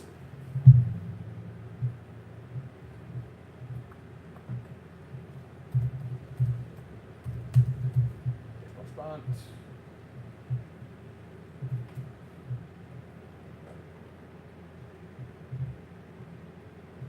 Oh, I should also take a peek-a-doodle at... Astros have the top 3 exit velocities. It's 105 for Brantley, 102 for Chazzy Fizz, I assume that's on the double, and 100.5 for Jordan. I'm assuming that's on one of the lineouts. What was Jordan's... Brantley's double had a 820 expected batting average. Sheesh. I mean, that's not what I'm looking for, pitch velocity. But that's also not what I'm looking for. Player breakdown, there we go. Spin rate. Oh! Yeah, that's yeah. Fromber's curveball right now is spinning at 2,900 RPM. Wow. Check D-backs and Padres. Okay. Am I missing something?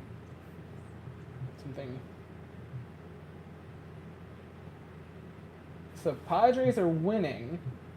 I'm looking for something here, I assume, right?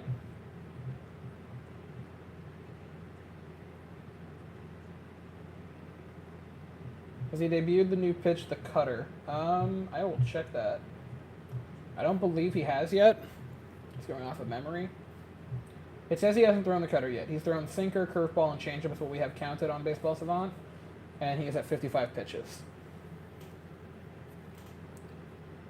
But yeah, that curveball is spinning at an average of 2,700, which is bonkers. Oh, Darvish. What Darvish do?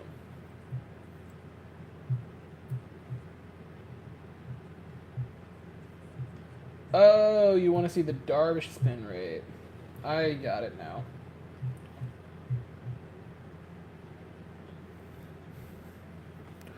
Darvish has only thrown the curveball twice, but it's averaged about 2,400. So Fromber's got him heavily beat.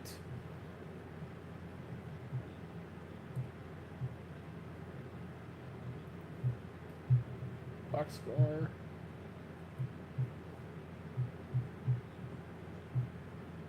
Also, no hits through... I'm blind. Remember whenever it was kind of hyping up the Padres in the offseason? Kind of reminds me of the Mets. Yeah. Okay, so he has a no-hitter. That being said, he has given up 4 walks. And 1, 2, 3, 4, 5, 6 hard hit balls.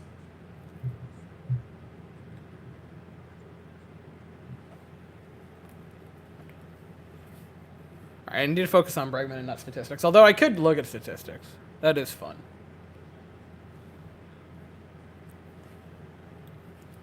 God, baseball's back. Oh, I get to nerd out over stuff again. Whoa! Did that not hit him? There is no way Bregman neo'd that. Actual? Bregman out here playing dodgeball.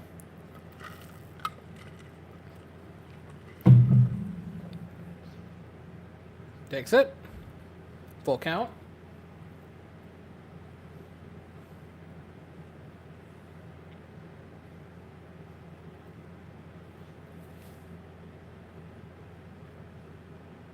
I am so ready for another 162 recaps. Are you kidding me?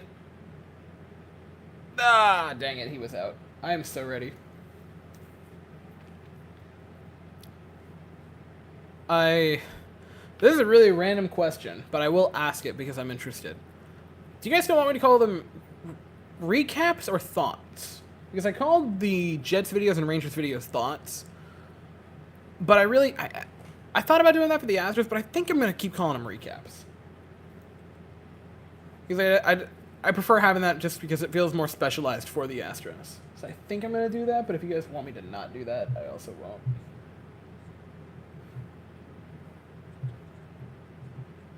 Mad Bum gave up... Madison Bumgarner got pulled after 3 innings? Really? Strange. What series are you least... What about recaps and thoughts? That solved the issue. Possibly, but then Possibly, but I sometimes don't. I'd like to go with either one or the other. I think I'm going to go with recap because then I can have more space to talk about, like, a title for the video, because I like to say, like, Astros versus blank. So it'd be Astros versus Angels, Game 1, recap or thoughts, and then hit you with the score, the date, and then, like, a brief title just to sort of that mentions the game. I think I'm going to stick with recaps, because I like that a bit. What series am I least looking forward to, though? Probably the Yankees one in New York, just because that's going to kill the vibe for the players. Like, that's going to be such a grating game. We're going to get so much hate towards us. Like, it's just going to be a nightmare. Oakland's going to lose more than 100 games, worst team in the American League. I don't think they're going to be the worst team in the American League. I don't know, I feel like the Orioles just have permanently laid claim to that, but Oakland's going to be bad. Oakland has fallen. They're down bad. Like, can we agree on that? They're down bad. They trade Chapman and Olsen in the same offseason, and, like, I was just sitting back laughing at, like, the demise of Oakland. I was definitely that meme of the dude in, like, gym clothes versus him in a suit. I was definitely the him in a suit for the downfall of the Oakland A's. I'm not looking forward to the Brave series. I kind of am. Because, you know, we might make up for it, even though nothing is going to make up for it, because that was painful. I live in Kentucky, so you can imagine how I felt after that horrible World Series. Ugh. Bruh. What's funny is, like, I live in Florida, so, like, I think I'm probably closer to Atlanta. Am I closer to Atlanta than Kentucky is? I don't know. I mean, I'm touching Georgia. But, like, you guys are... that is definitely more considered the South than, like, Florida is. Like, Florida is the farthest south, but at the same time, we're just basically a different country than the rest of the South. Because we don't have the South stuff. We don't have mountains or woods or clay or anything or moonshine. All we have is, like, beaches, gators, swamps, and crystal meth. Late night thoughts. I'm going to Florida tomorrow. Ooh, where? Is it the place that everyone goes in Florida? I will say briefly, a series that I am really looking forward to, because obviously is the one in Tampa. I'd love to go to all of the Tampa series. Like, that would be a dream. I gotta go to at least one. I'd like to go to all 3. Pensacola. I know where Pensacola is, but, like... Am I a bad Floridian because I don't know exactly where it is? And I just know, like, vaguely?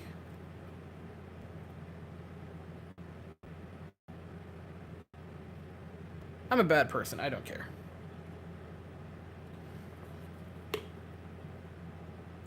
Okay. I thought it was north.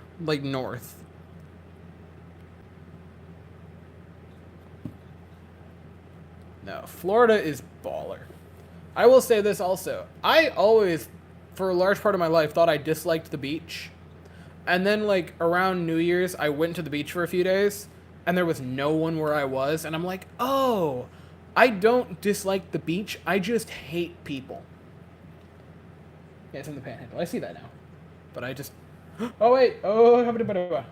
People judge Florida too hard. People judge Florida way too hard. Florida is awesome. You ever have a pub sub? Can't be angry at Florida when having a pub sub. I'm very upset because the Publix that's like a mile and a half away from... Yuli drives one deep to left field, and it is off the wall. Dang it. But that's still an extra base hit. Run, Yuli. Run. Run. Safe. And that is an extra base hit. Let's go. La Peña is at it again. Florida's based. Yes. That was so close. I thought it was gone for a minute, man. I was hoping. Pub sub, chicken tenders, and jalapeno chips. Yes. Now I'm very sad. The Publix that's like a mile and a half away from my house closed for a year for remodeling. And now I have to go to other Publixes. Very depresso.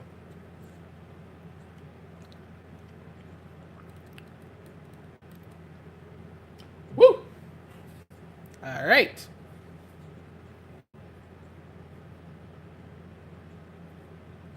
And Kyle Tucker was intentionally walked.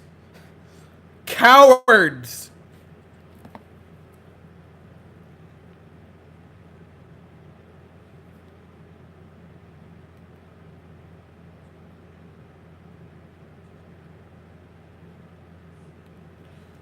Absolute cowards. Jeremy Pena, time for your first big league hit to drive in a pair. It's going to be a double down the right field wall. Dang it. That really didn't accomplish much for him, though, because, like, we still moved up the batters. So, like, that's a perfectly fine at bat.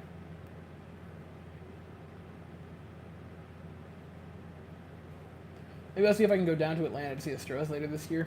That'd be fun. I'm amazed that Nashville doesn't have a team yet.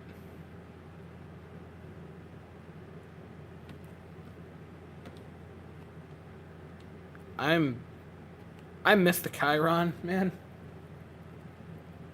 He looked like he accidentally swung and made contact. Oof. Pena made contact, so that's a progress. Yes. Now, I'm hoping to go to all 3 of the games in Tampa. That'd be fun. I'd like to at some point. I don't know if I will this year. But, boy, in the next year or two, I gotta go to Houston. Like, that has gotta be something I do soon. Is it weird to eat bone wings? I assume you mean bone-in wings, and no. That being said, it's also not weird to eat boneless wings. Boneless wings are perfectly fine and acceptable. And I will say this, I will vary on the wings I get depending on what I'm doing. Because if I'm at a sports bar and I'm watching a game, I'm going to have the boneless wings. Because I don't want to have to, like, think about my food. I just want to eat it. Right? And if you're having a bone-in wing, you kind of got to focus on the food so you don't start chewing on a bone like a weirdo. Okay, they're glorified chicken nuggets, but they're still acceptable. They are still food. And if I'm watching a sporting event, I don't want to take my eyes off of it to look at the food. I just want to shove it in my mouth like a piece of trash. So I will have boneless wings if I'm watching a game, but if it's like during halftime or during an intermission, you know, like when you line that up, which always feels great. Or if I'm just out normally, I'll have bone-in wings. Famously on deck for a momentous home run, success with different teams, award winner. Is that, Dusty Baker? Huh.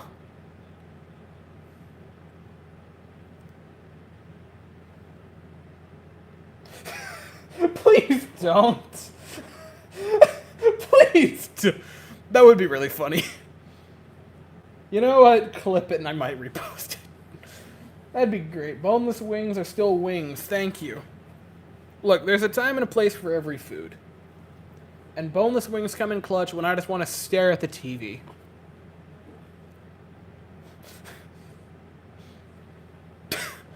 That's like the 4th worst thing you could have clipped tonight. So I'm going to take that as, honestly, a dub.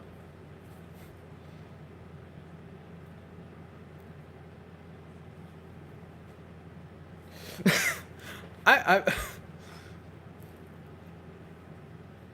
think about streaming, especially when you're tired, like when you're very tired. Also, this can is like, oh, it's not empty yet.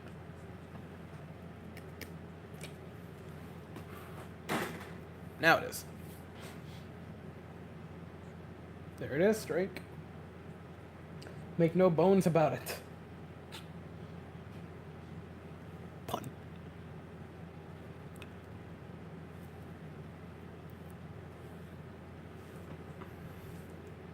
Dang it.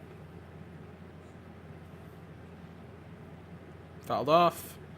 Man, the Chiron is still not back for the broadcast. I do have Twitter. I feel like I used to link my Twitter and then I just stopped. I do that a lot. Like, I'll go on a Twitter binge and tweet like 10 things in a game. Like for one singular game, and then I'll stop posting for a week. Let me... Introducing swing and a miss by Framber Valdez. And he got him. The curveball is a problem.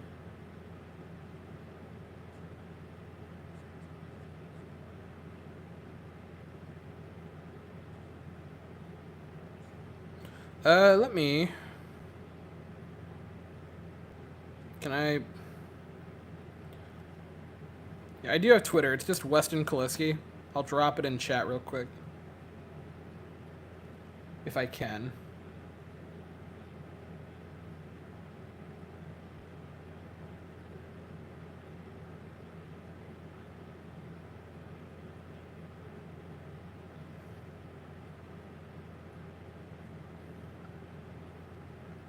Yeah, Do I not know how to link Twitter? Am I that dumb? That's another thing that I would say don't... I ask a lot of questions that I don't want answers to. Does that work? I did it right. What are the odds? Yeah, I'll drop it. I don't tweet much. And then I'll tweet like 10 times in a single day. And then I'll go silent for another month.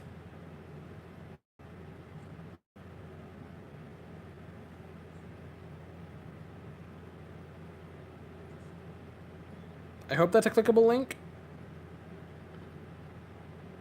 Line out to Bregman.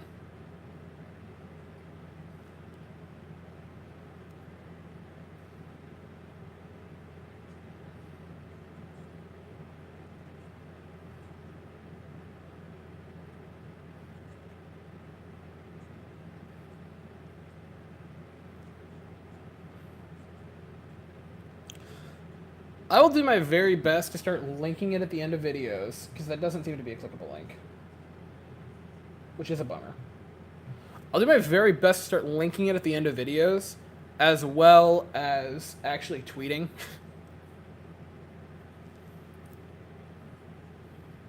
That's the resolution for the new year. Gave you a follow. Thank you, my guy.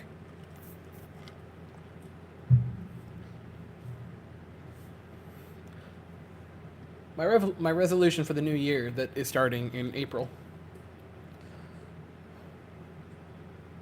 I beg you, baseball. Fletcher, Straw, and Kiner Falefa for the home run derby. I beg. I beg of thee. I want Jordan in the home run derby so badly, but we're not going to get it because boo Astros. And it makes me sad.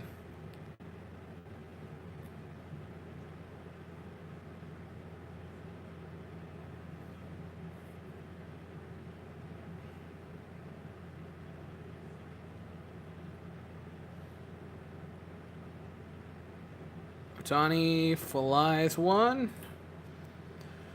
Way high, and that is caught by Jeremy Pena. Hey, the Chiron's back to end the inning. I guess the scoreboard is never returning. There it is. Why didn't you say that earlier?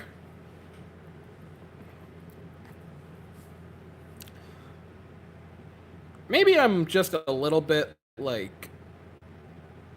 Maybe it's because I'm just excited that baseball is back in general. I should feel way more concerned on the fact that we're only winning 1-0.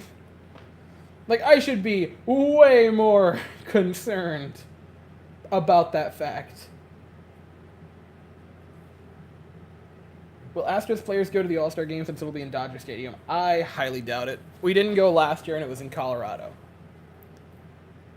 Like, it was in a neutral area that had no reason to dislike us, and we still were like, no, no, no, no, no, no.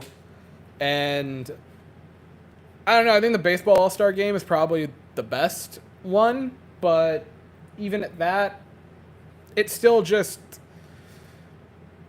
I don't know, man, it's not worth it. I mean, it's going to be a few days. You're not going to go clear your head by any means. And that's the thing. If things were normal, I would say, yeah, go to it. You know, it's a few days. You go to some city. You know, you get to chill, especially since it's in a National League city you don't go to a lot, even though we go to Los Angeles, like, nearly monthly. I'm going to talk about that in a second because I will mention that. But, like, if it were normal circumstances and fans weren't the way they were, I would say, yeah, go to the All-Star game. That being said, it's going to be in LA. It's going to be in Dodger Stadium. Just don't bother with it. Just, if our players go, that's fine, but I really don't think you're going to get any benefits out of it. Like, I don't think we're going to go clear our heads with that. I don't think that's going to be a, like, relaxing weekend. If anything, that would boost anxiety through the moon for our players. And I would just not bother with it. All-Star game is a popularity contest. In my opinion, fans shouldn't pick players. They should not. They should not. It's kind of pathetic. That's how you end up. And this is not an insult to Mike Trout, because he's probably the best player of the past decade. Not probably. He is the best player in the past decade. He is going to go down as one of the best to ever play it.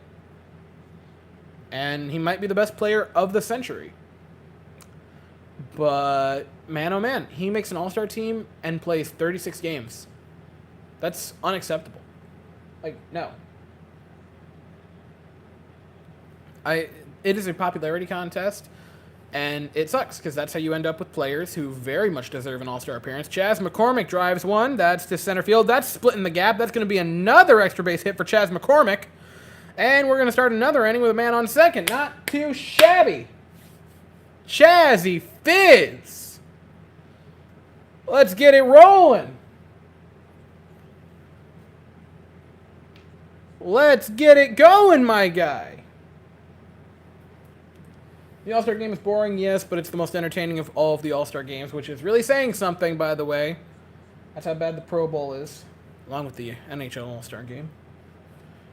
MLB, people should pick it. Even at that, it's kind of broken, but I think that would be better. John Boy will influence voters like he did last year. John Boy is interesting.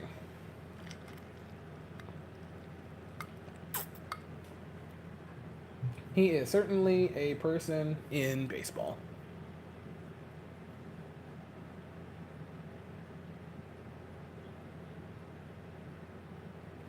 The Pro Bowl is painfully bad. I know, because I watched the Pro Bowl.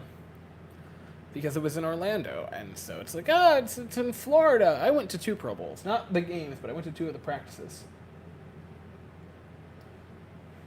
And they were interesting. Yes, but yeah, like, it boggled my mind when people voted for Trout last year for the All-Star game when he was out. Yeah, like, that was kind of embarrassing. Just that can't happen. I'm sorry, you can't have a guy who's injured be your starting center fielder.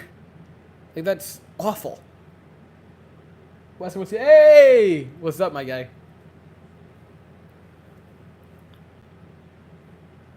It's the Return of the Legends. It's the Return of the Legends from last year's streams. It's the best.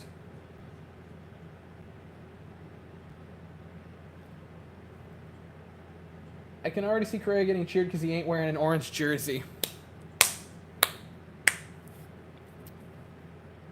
So many languages in the world. I can speak English. So many languages in the world, yet you choose to speak facts. Yeah, like, he's I think he'll still get booed, but not nearly as much as he would if he was in an Astros jersey. Cole didn't get booed.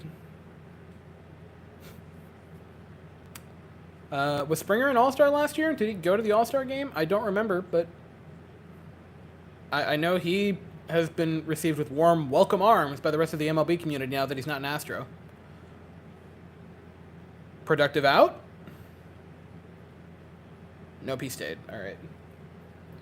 At least it wasn't a strikeout. Variety is the spice of life, people. I don't think he's going to stay in Minnesota long term. I think he's staying there for like a year.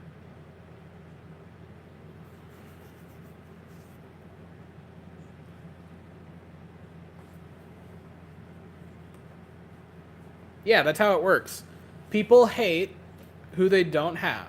People hate the Astros until they get an Astro. You don't hear White Sox whining about Dallas Keuchel other than the fact that he's not a very great pitcher right now. Braves fans were more than happy to have Charlie Morton contribute to them on a World Series run. Rays fans were more than happy to have Charlie Morton contribute to them on a World Series run. Or at least a pennant run. Blue Jays fans are more than happy to have George Springer on their team now. The Yankees have Marwin Gonzalez now as their depth piece for the infield. No one cares. You know? Colin McHugh, I believe, now is a Brave. They're happy to have him. People are only mad until they're not. And I was in not a Yankees group chat, but Rangers and Jets group chats, obviously, because I'm a Rangers and Jets fan. And there would be people in there, and they'd be like, you know what, screw it, bring in Correa. I'm like, bring in the villain.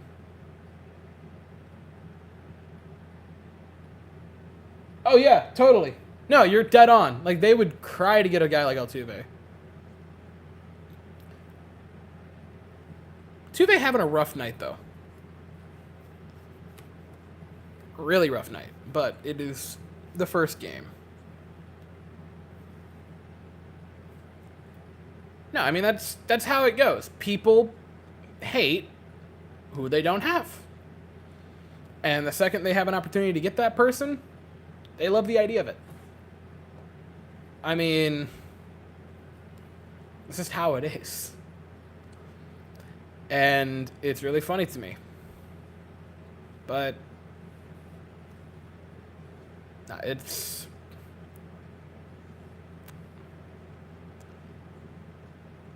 I completely lost my train of thought. I know I was talking about people hating Astros players until they get them.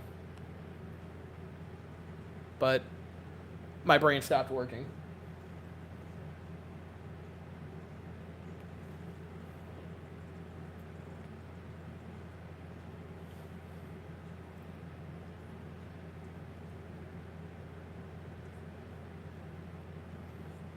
Yeah, I'd really love it if the Astros actually got some insurance runs. You're going to have Brantley up. He's 2 for 3. You'd really like him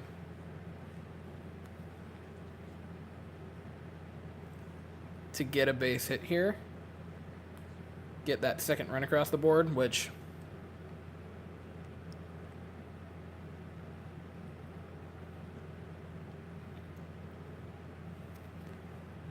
biting my nails. And we're going to leave McCormick on base with another double. Another double to lead off the inning by McCormick that was completely meaningless. Apparently he's on my fantasy team. A. Oh, wait. Let's have the fun. Let's have some fun, shall we? Let's go on Fangraphs and see Chas McCormick, his WRC plus for the game. Because you can see that for just a game, and I gotta know. I gotta know. Please tell me it's updated. Dang it, it's not updated. WRC plus for his first 2 at-bats, since one of them was a double. It's 308, and weighted on base average is 621. A lovely WOBA. Houston already in mid-season form, giving me heart attacks with only 1 run scored. Hey!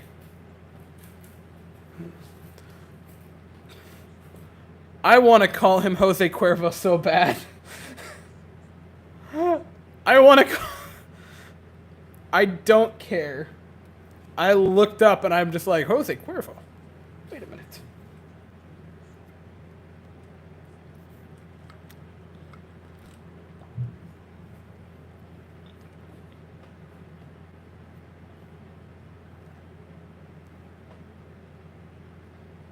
Brantley, come on. Get... Oh!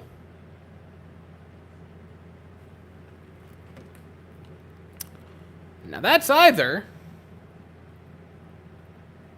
I missed hearing TK and Blummer so much. Amen. Yeah, that's,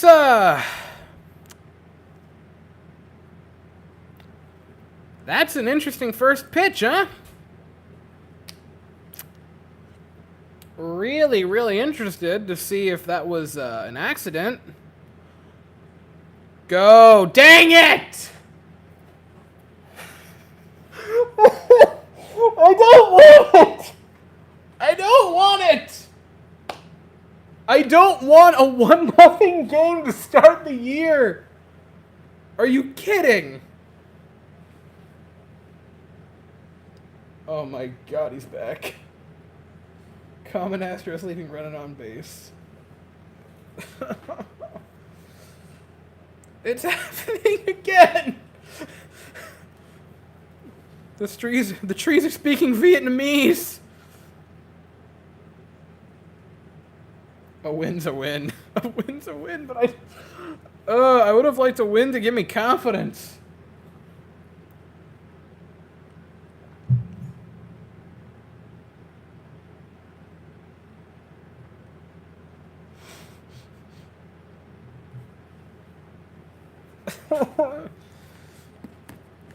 We're gonna have another one of these type of nights. Oh, well, it's Astros After Dark for me, not Houston yet. I don't actually... Man, what are the chances that we're not actually gonna have... There's a...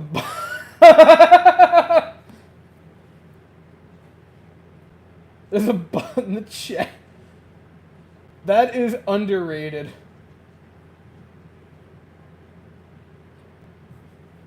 That is so good. He's in timeout. He can think about what he's done. Okay, Brantley hit that ball pretty well. Let's not get mad at Michael here. Let's not get too mad at Uncle Mike. Let us instead... Let me see the... Let's check the expected batting average. Pardon me, 480 on that. Pardon me again. So he hit that pretty well.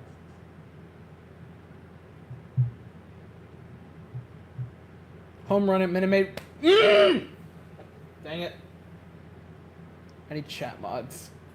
Where's Evan? Not Evan.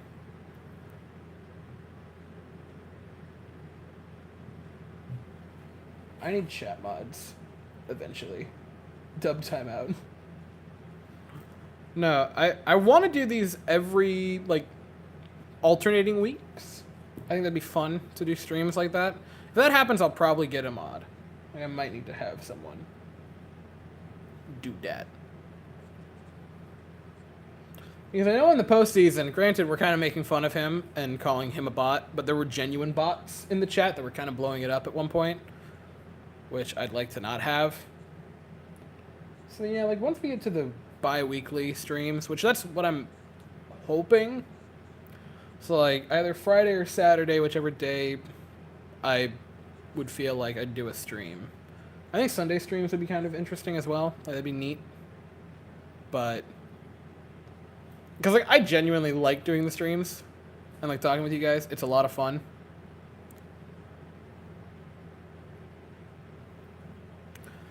But yeah, going forward, that's something I need to look into.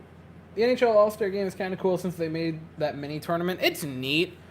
I liked the challenges. I thought they were very hit or miss this season.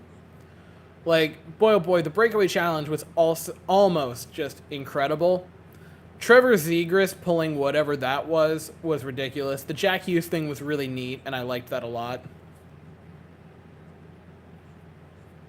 But then the Vegas guy, like, that ruined it for me for the breakaway challenge. But I liked quite a few of the things they did. I thought the fountain face-off was bad. I thought the card game was neat. I think they called it blackjack. Also, I understand the card game blackjack, but I don't know what they called it for the All-Star game, so I want to specify that. I'm not a complete dunce. But I thought the All-Star game was fine, but I don't know. I like 3-on-3. Like, I think that's a really neat thing, and again, I do like the mini tournament. I still just can't get too out of my seat for it. Mike Trout up to bat, facing his father. I would probably, I don't know, I might lean towards Sunday afternoon streams just because then we're wearing our blue jerseys when it's home games, which are by far my favorite.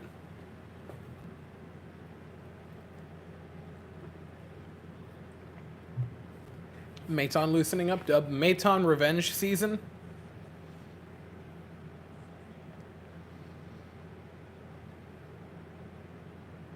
It is starting to set into me now that we have a 1-run lead against the Angels, and that's Mike Trout batting. It is hitting me now. That is a nice pitch count by Framber Valdez right there. Like, it is hitting me how thin the line we are walking on truly is. Aww.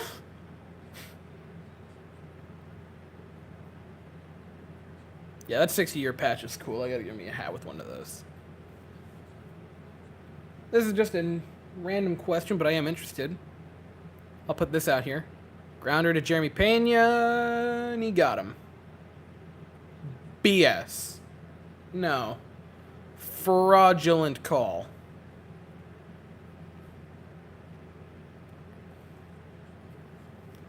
Show me the Carfax there, Mr. Umpire.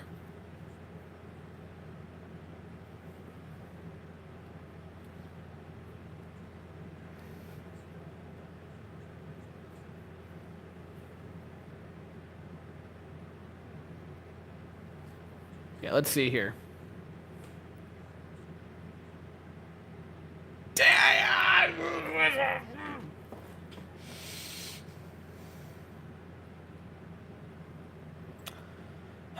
He was off the bag, which sucks.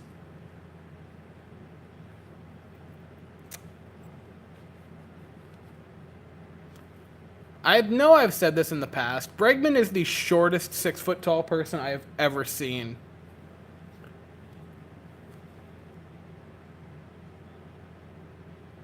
Just a little bit. Just barely got his toe off the bag.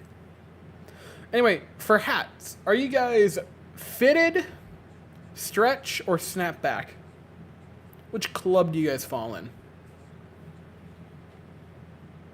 Because we live in a society. Underrated.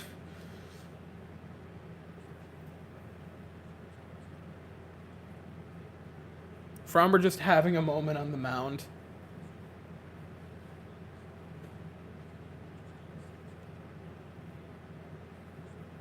Pitchers are the goaltenders of baseball.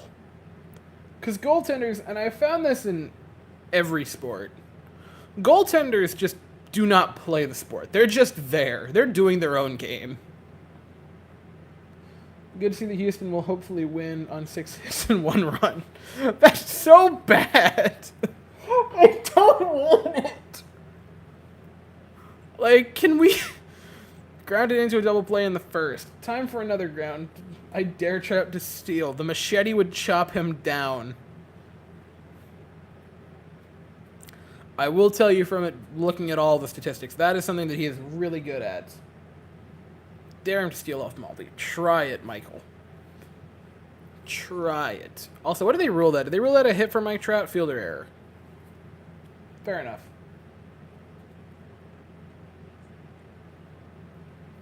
I want to get a fitted hat. My head is big, though.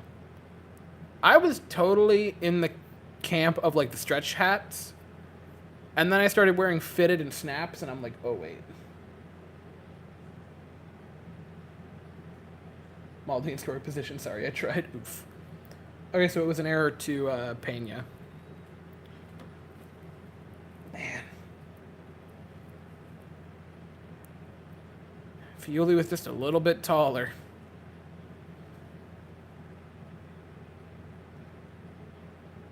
I wanted to mention this. Yuli had that comment in spring training. Because they asked him, they're like, man, you look great. And apparently he lost, I think it was 15 pounds in the off-season. And they're like, man, what did you change? And he's like, I just stopped eating pizza and soda. And it's like, you guys remember that episode of Parks and Rec where Andy comes back and they're like, man, Andy, what did you change? He's like, I just stopped drinking beer. It had that kind of energy. I also have to know, how much pizza was Yuli Gurriel eating? That simply removing that from his diet dropped him that significantly.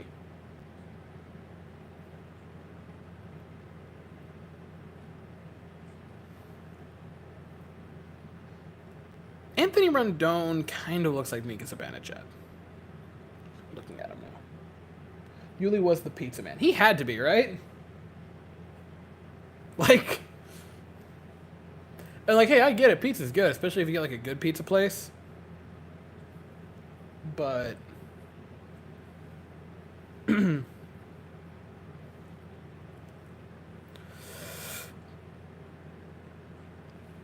Maldonado. Maldi. You gotta frame that. You gotta frame that. Like that. Bruh! Because Maldonado fell over catching it, and so it was a very wide motion. But boy, oh boy, that's gotta be caught by...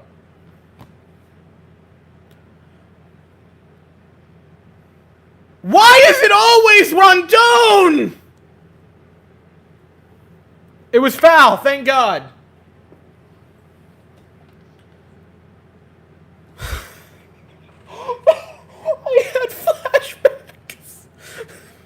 I had flashbacks. I had flashbacks to 19, and I didn't like it. That had Howie Kendrick's energy. That had Howie Kendrick energy written all over it.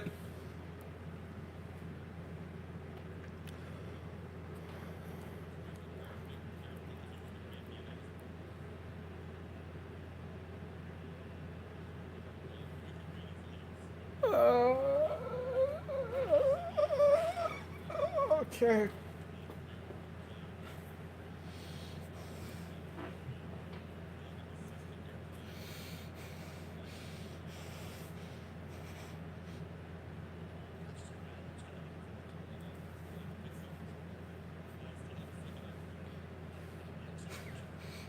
Those demons haunt me. Oh yeah, umpires make announcements now. That's a thing. I can't believe they challenged that. That was so clearly a foul ball. I think. Yeah, that's a foul ball.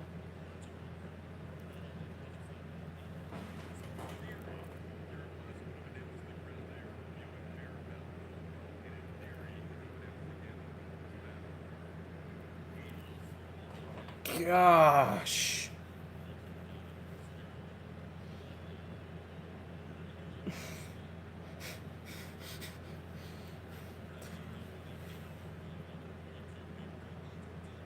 Please. Yes! Thank God. All right. Double play. Imagine a moment's peace.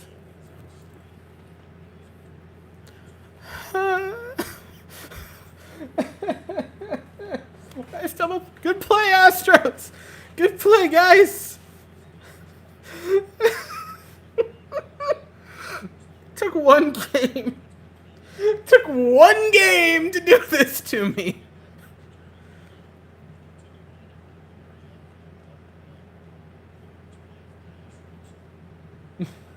That could have been so much worse, holy.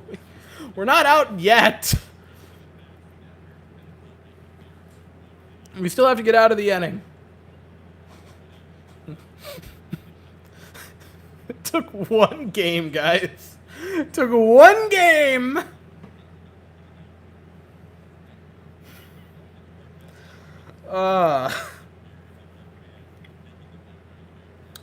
Gee Willikers.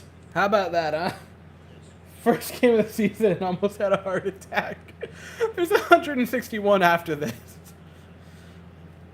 There's 161 after this. And I already felt my heart hit my feet. Because that horrific ball 3 call. And then he rips one. And how many times have we seen that kind of thing happen? I'm glad Pena's doing good in the field. He's going great in the field. Aside from the error. But that was... I don't know. Like it was a bad throw, but at the same time, he was definitely trying to hustle to beat Mike Trout, which makes sense because he is fast, but still. Ugh. Swing and a miss.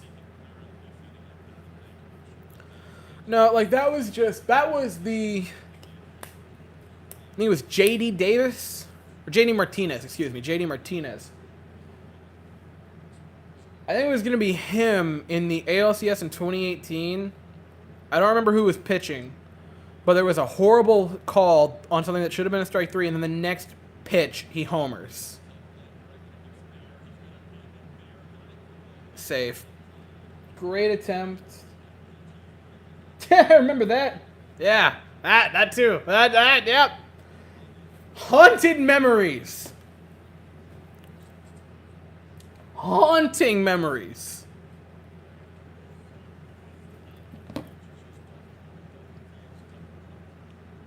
A great attempt by Breggy, but just...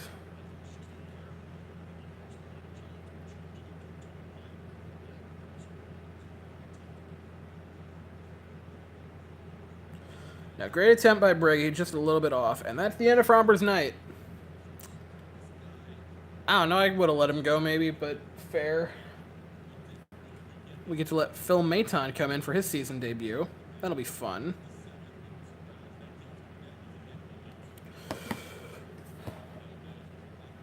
No, there was... The Orioles won last year. I remember that game.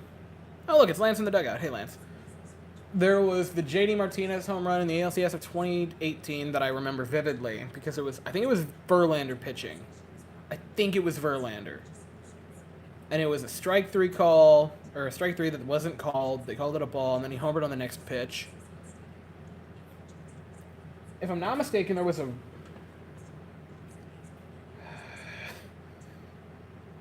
What a game for Fromber, man. Dazzling. I don't know if you guys remember, like my 6th game that I ever did for the Astros. It might not even have been the 6th game. It was like one of the first ones.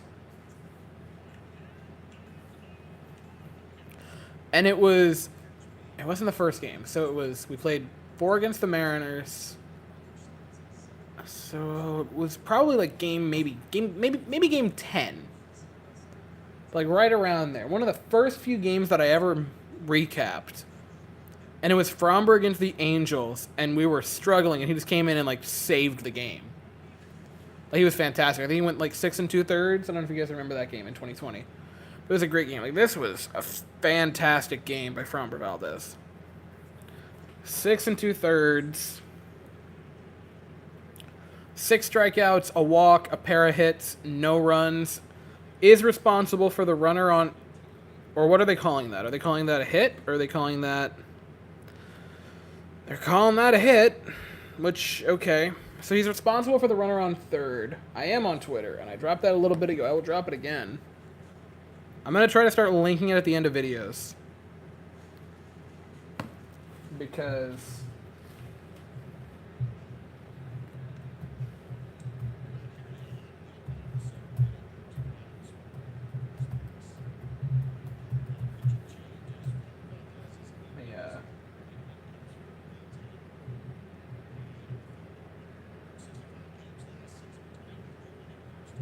Control-C. Please.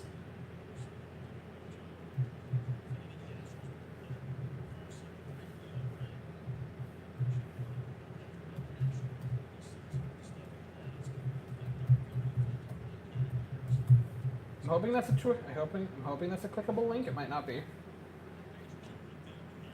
I remember I got to meet Mookie Betts last season. Probably should have come to Houston. What did he say?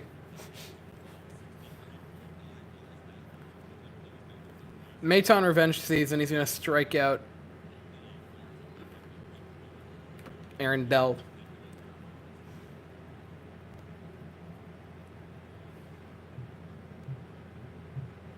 I gotta know what the current 70.1 in favor of Houston right now for win probability.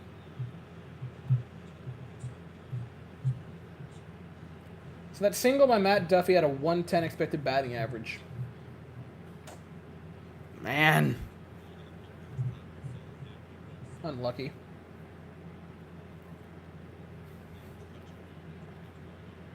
Doesn't matter. Phil Maton revenge season.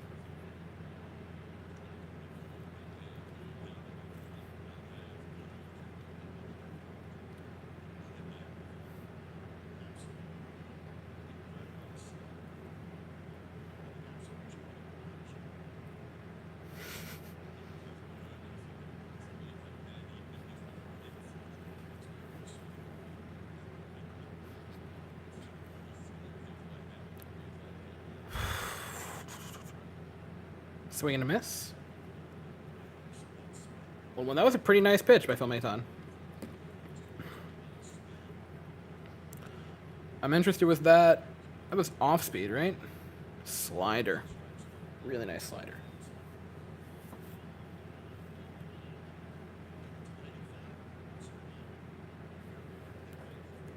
I'm going to turn that down just so I make sure I don't get hit with like a copyright. Oh, another really nice slider. We need postseason Phil. I mean, yeah. Maton was such a big contributor in the postseason last year.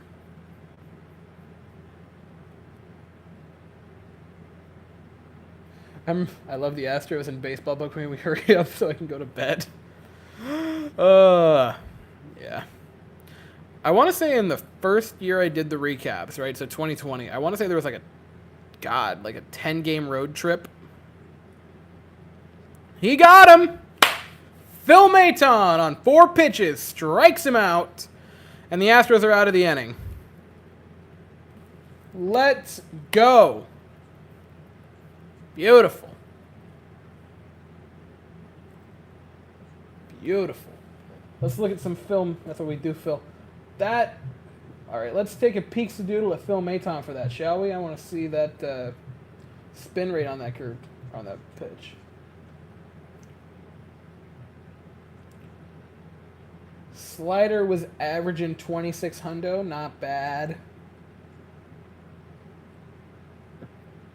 No, slider was averaging 27-22. Sheesh. About the same as Fromber.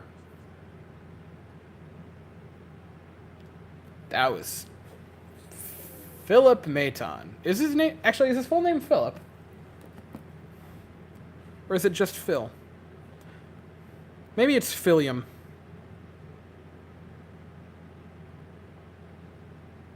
I'm tired. It is Philip.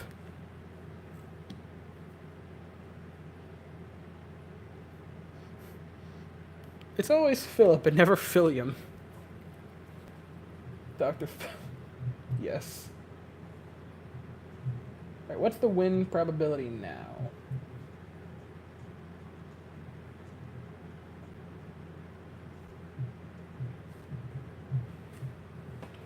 Cormac's got 2 hard hit balls tonight. Brantley's got a pair. 75.3 in favor of Houston now.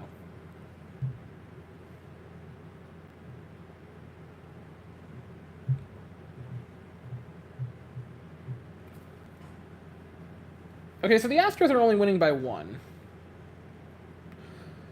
But I would like to say Expected batting average for the Astros tonight is 223, whereas for the Angels, it's 121.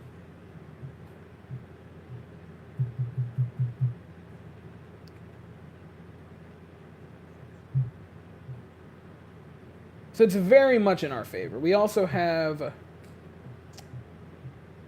7 hard hit balls tonight, whereas the Angels have 2. So I'm going to chalk this up mostly to unlucky. Take a peek. I want to see. See, it still only says that Framber threw... Say threw his sinker 42 times, curveball 30, threw a changeup 9 times, and threw his 4-seamer 3. So not much. But I thought... Bregman's up now. Bregman drives one. And that'll be at the wall. It is gone. Gone. Alex Bregman with the first one of the season. That's going to be reviewed for fan interference. But at the moment, it is 2-0 Houston. And Alex Bregman begins the revenge tour. Let's go.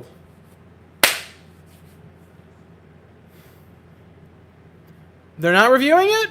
Are we good? He's back! Oh, there's the strut! We back, boys! Angels fans crying Lamau. They threw the ball back on the field. I don't know if you saw that. They threw that. They're like, nah, not mine. Oh, they're not reviewing it. They're moving on. Boom! Let's go.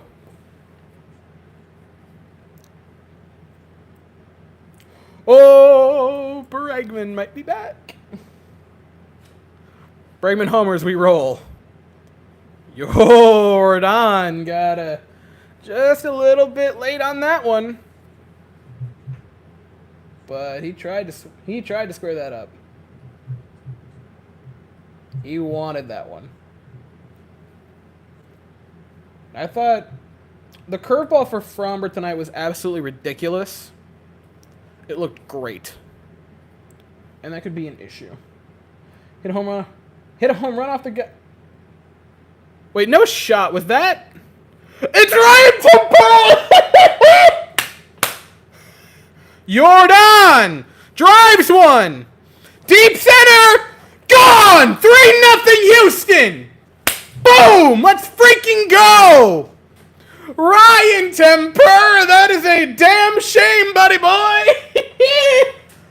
We roll.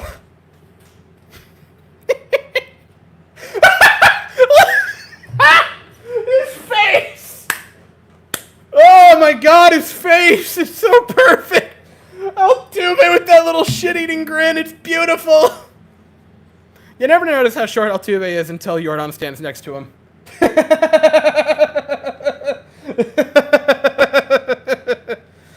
Woo!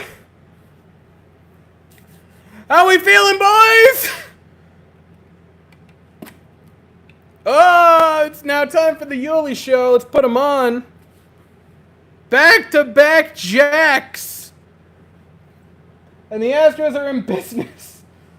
He hit a home run off the guy who called us cheaters in the ALDS. Never forget, I don't know if I ever said to Noah thank you for this, but he gave me one of my favorite jokes in my videos, which was the turn to the camera, thanks Ryan Tempura joke. Yuli wanted one. He flared that one, but it was foul. Hope you bet it on...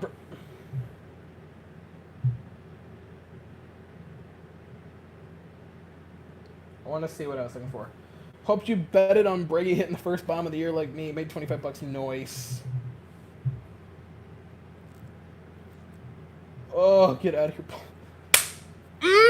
Boys, we're in business. That Jordan bomb, I got to get exit velo. I got to get that because that was a nuke. Scoreboard.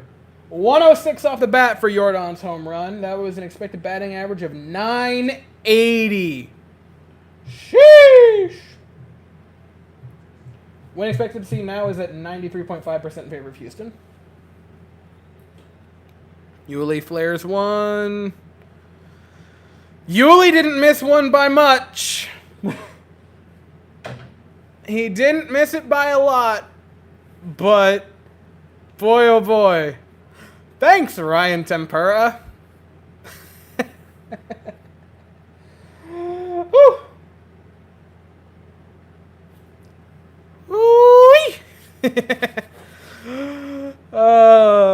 Hello, my dear baseball. I have missed you so.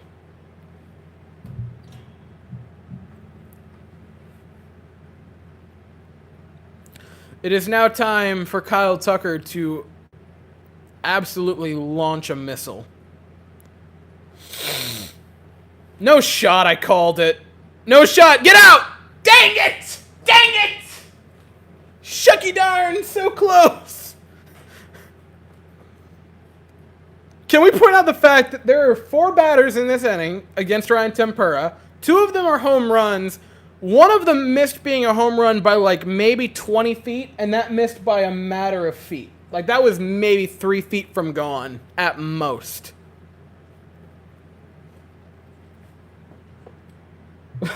Ryan Tempura. Are you talking about me or Ryan Tempura, Noah? Should have 5 homers. Yes.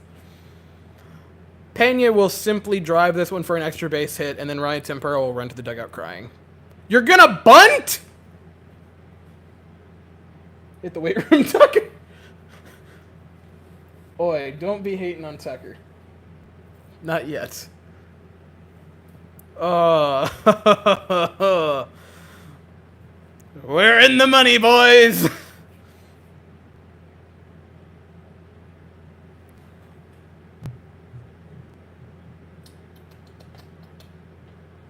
Kyle Tucker 101 off the bat, and he hit it well.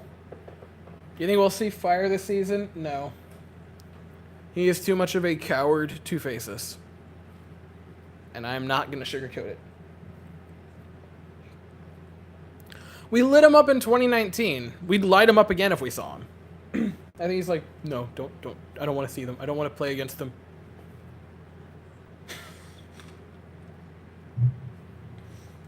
Tempura's rocking a 27 ERA. Hey.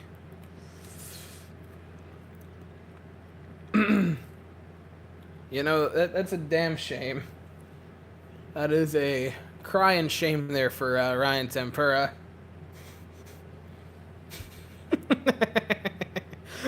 They're cackling in the dugout. They are all laughing. That is Breggy, Castro, I think it was Luis Garcia. They're all laughing. I mean, you can do nothing but laugh.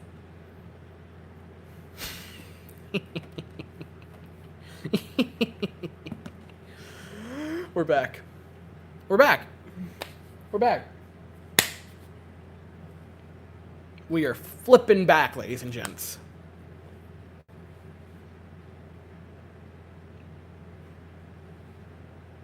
Please win tonight, Astros. I can't take the pain if we lose this game now. I want to make fun of Ryan Tempura. Fire's went to go play in Mexico, coward.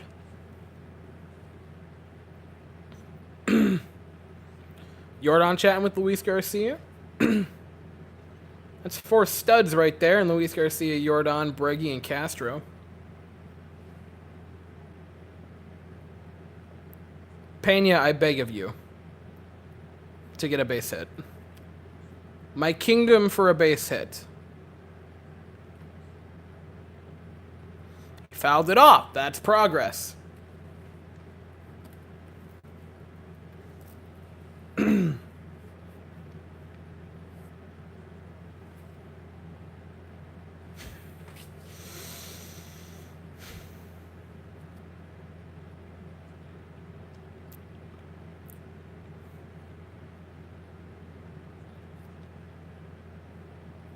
Full count to Jeremy Pena. Launches one. Just foul. Just foul. Just foul. Dang it. Almost time for Astros After Dark. We're approaching it. It's been Astros After Dark for me for like an hour. Same with Noah.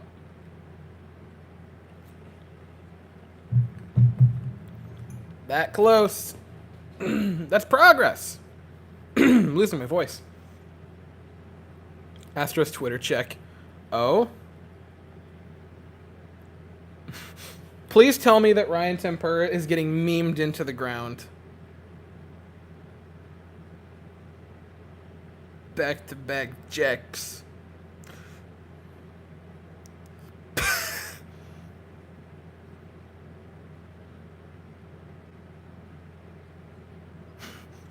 Jeremy Pena, drop. Dang it.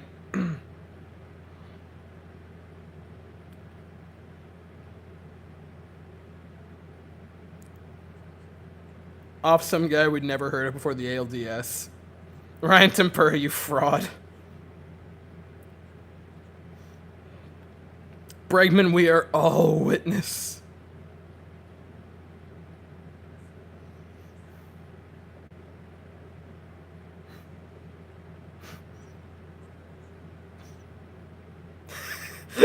Ryan Tempura is getting destroyed.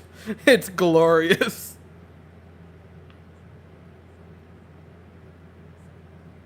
Ben Verlander getting in on it.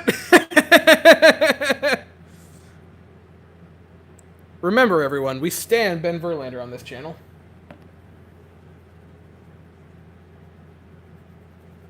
I can already see. No, it's not going to be should have kept Correa tweets. It's going to be Correa should have stayed. That's what it's going to be. Let's shut out the Angels. I want it. I'm feeling it. Is it going to be Stanek in the 9th or in the 8th?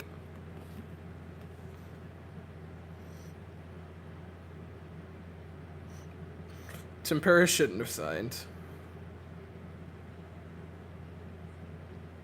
That's funny.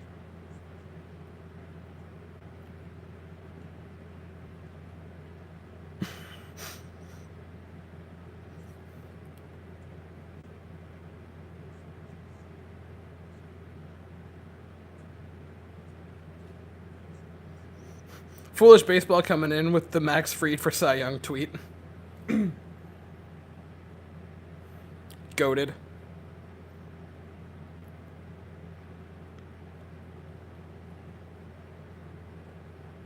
Oof. Did Juan Soto really hit the only thing for the Nationals tonight? Nats, I swear if you waste the rest of him, the Astros must simply go save him.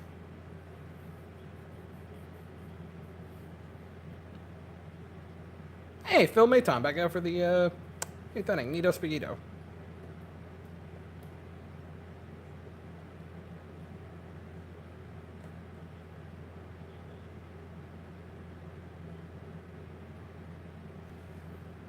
Maton Revenge Tour? I believe.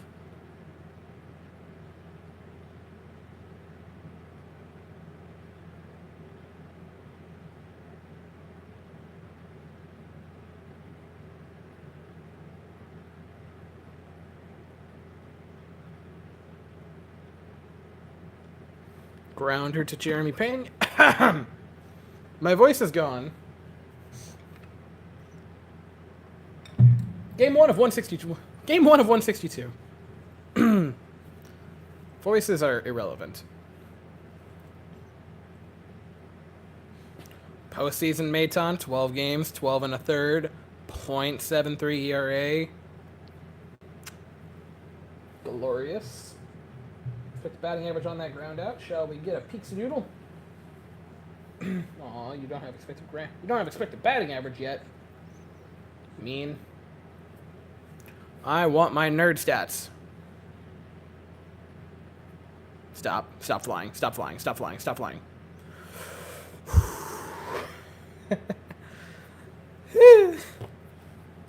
flies out. We roll.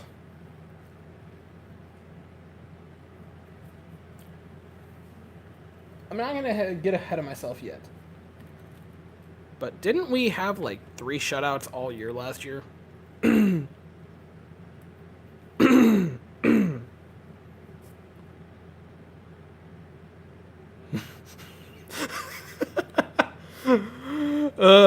on Twitter, Mike Trout is day-to-day with a stomach bug, but I know he's going to be out till August.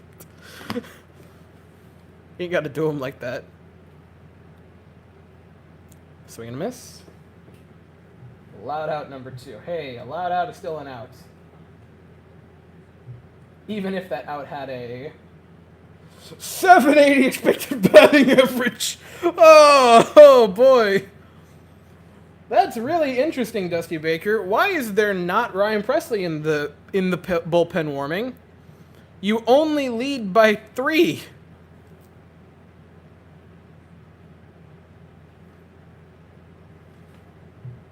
That's not a big enough lead for me. 107 off the bat by Stassi. Oh, that's horrifying. I think it's Hector Neris. Yeah, I believe that is Hector Neris. Yep.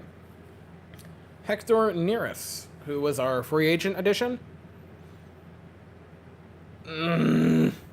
That hurt. That hurt. That was off the kneecap. Took it like an absolute champ. But that's gotta feel bad.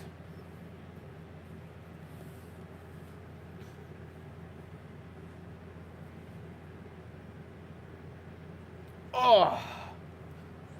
Dude, how did he just eat that and then walk to first? Bro, Marsh is kind of...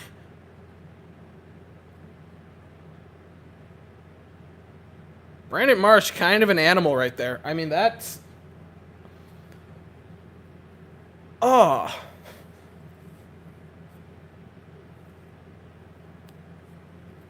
I'll pull up his numbers because I'd like to go over it very quickly for Hector Neris last season. But I believe he had like a perfectly cromulent season. Nothing crazy.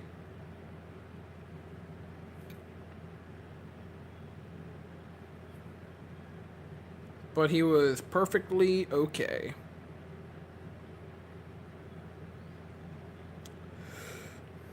So 2021 with the Philadelphia Phillies, he had in 74 and a third innings, a 3.63 ERA, struck out 98 batters to 32 walks, had a 4.08 FIP and a 1.170 FIP, or 10, a 4.08 FIP.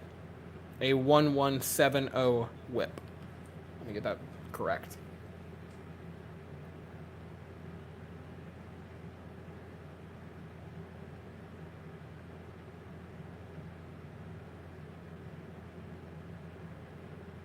I am interested, though, in his expected ERA. So let's head on over to everyone's favorite website, Baseball Savant.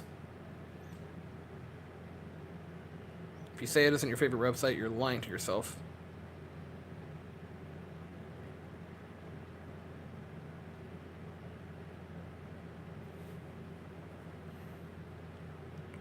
How do you make contact with... Oh, no. Jordan with a try for a diving catch. Just out of reach of the glove. Holy crap, Hector Neris had a really nice season last year for expected numbers. I did not look at his Baseball Savant rankings. I applaud Jordan for the try. I really would have liked the shutout.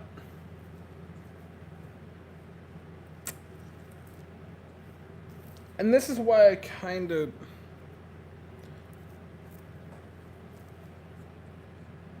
You kind of gotta ask Jordan, and I feel bad because he homered already in this game.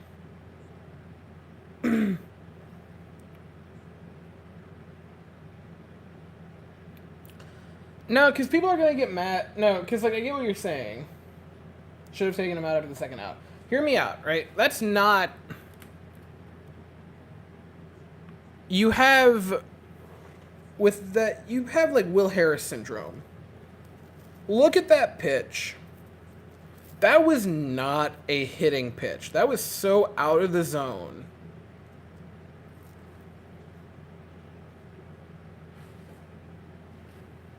That was very out of the zone.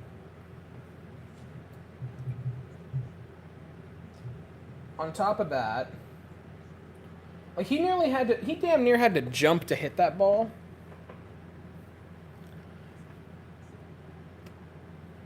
Also, if Jordan doesn't sell out for it, I don't think he comes around to score.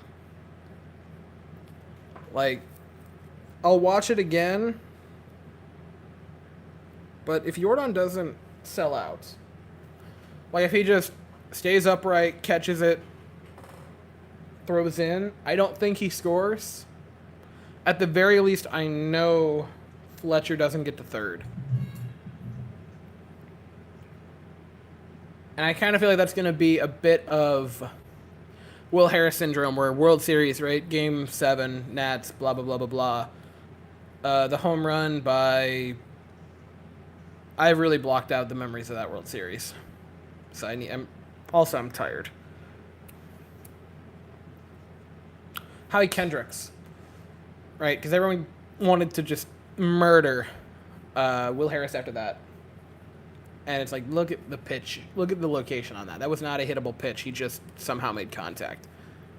Like, that was not a bad pitch by Phil Maton.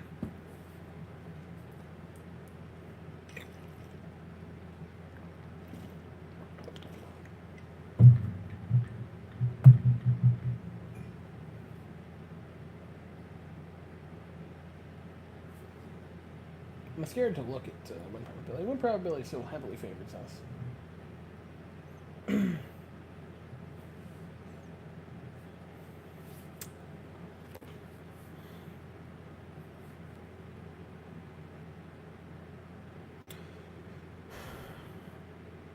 Very relevant stat though last year. Hector Neris coming in with an expected ERA at 2.97. Which is fantastic. Expected batting average in the 95th percentile, expected WOBA in the 90th, expected slugging in the 91st. Chase rate and whiff rate in the 93rd percentile, both K rate in the 91st, expected ERA in the 90th. Very cromulent pitcher. D-backs walk it off, really? Man. Padres down horrendous.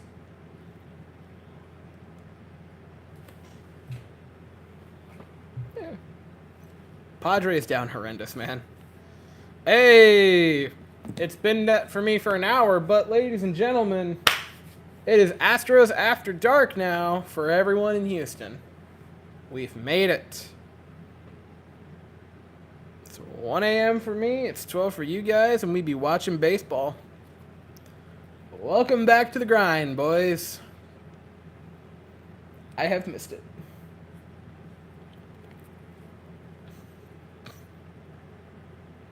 Maton, I'm so sorry, buddy. Seth Beer. Oh, shoot. No, really? Like with a Major League Baseball team? Or in the minors? I got it.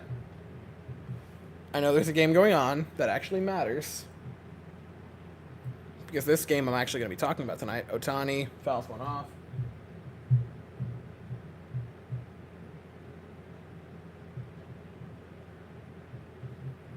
Seth Beer homered with a Major League club. Was that the walk-off home run? No shoot. Really? Wow.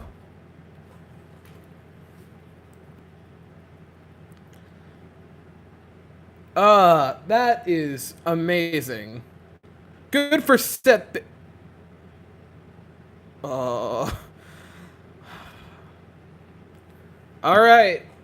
Hands up. Who thought that was gone? Let's be honest here, ladies and gents. That was a little bit scary right there.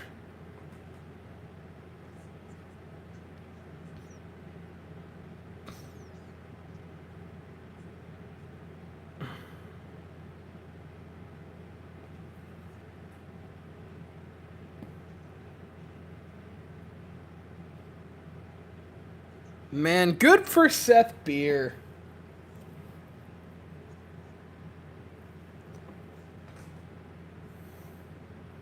That did look obliterated. Oh. Yeah, that was scary. I'm going to refill the water first before the inning gets underway again.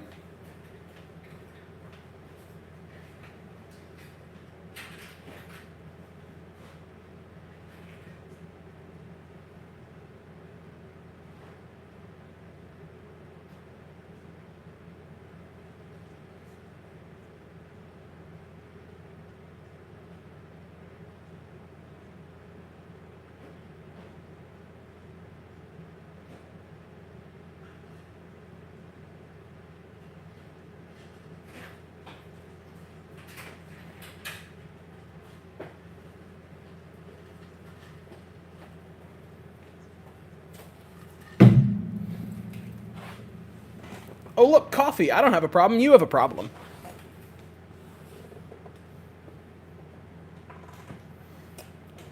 Presley has to pitch the ninth, right? You'd think, certainly. I mean, unless you're... Your options are you let Hector Neris go for a second inning of work, but really a first inning of work.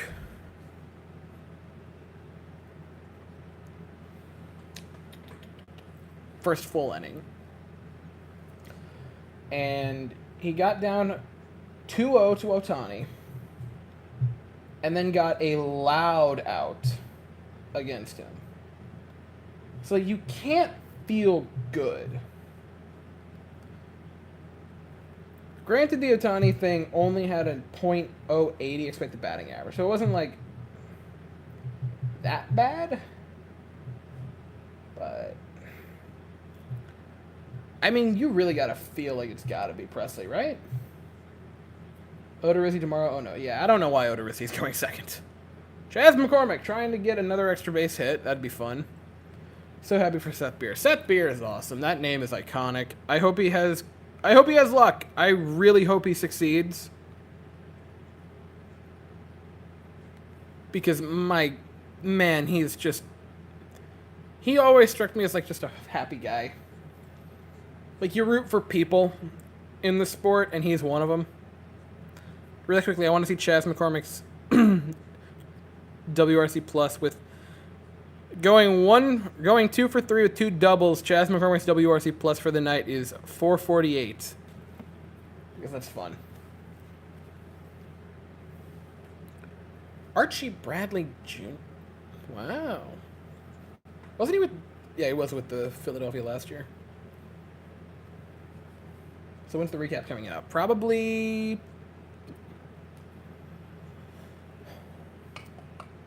I'll probably, as soon as I'm done with the stream, I'll record it. It's going to be double duty, right? Because I'm going to do the Astros one, and I'm going to do the Rangers one. I'll probably do the Astros one first, because I think it'll be quicker, because baseball is easier to recap than hockey. Also, I'm hoping to keep the recaps like 5 to 10 minutes. Just because there's going to be so many of them. Like, I can do like a 10 to 15 minute video for hockey, every other day or every third day. And especially for like football, I can do that, once a week. But for baseball, since it's going to be like near daily, I'm thinking like a 5 to 10 minute is where the sweet spot's going to be. But hopefully, I'll get all the data afterwards. I'll look over everything, which that usually takes like 20 or 30 minutes to like make sure I have all my statistics well and done. Really think about what I want to say. And then record it will probably take 20 or 30 minutes, and then to edit it, again, like 20, 30 minutes. So I would say probably, if more or less what the question you're asking is, are you going to stay up for it? I would not. I would wait till the morning and then watch it. If that's more or less the question. Oh, I need to crack open the coffee.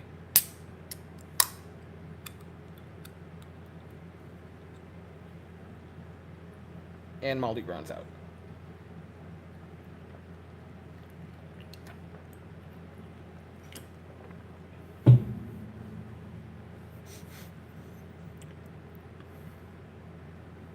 Who remembers the Red Sox game last year? The ALCS game? I think it was game 2, where they hit their second grand slam in the second inning. And I left the room cackling like a madman, came back and chugged a 12-ounce Red Bull without breaking eye contact with the camera. Good times. Not good times, actually, but, you know, time, certainly.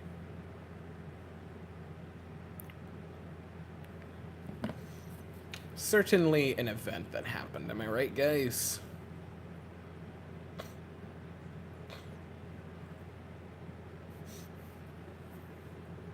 That Red Sox series was such a whirlwind.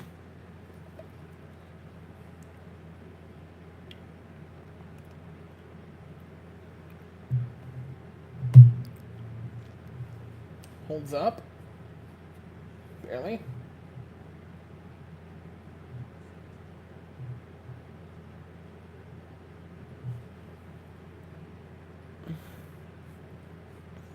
Come on, Jose, you got this. We all believe in you.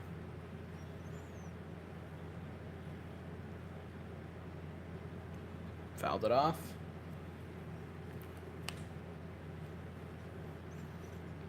Altuve is right now going, Bregman and Yordan seem so happy when they hit their home runs. I want to have one tonight. It's okay, my good sir. You can wait till tomorrow night to hit yours.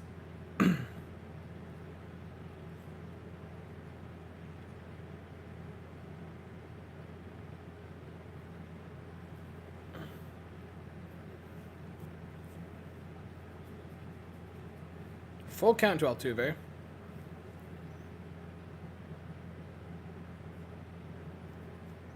He'd better get on base after this at bat, or else he's just holding it up. Holding up the inevitable, which is hopefully an Astros win. I will check Twitter as soon as he throws this pitch, or as soon as the at bat ends, and try to see who's warming. And Altuve draws a walk. The short king reaches base. Let's go. All right, let me check Twitter real quick and see if I can see who's warming.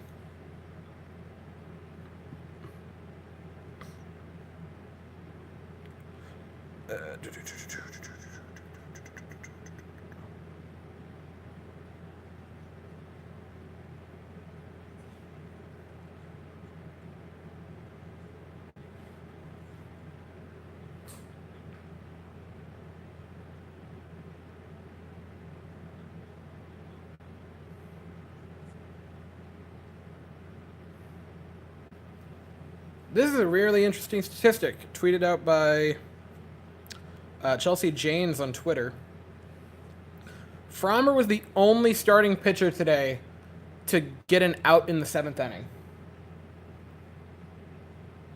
That is quite impressive.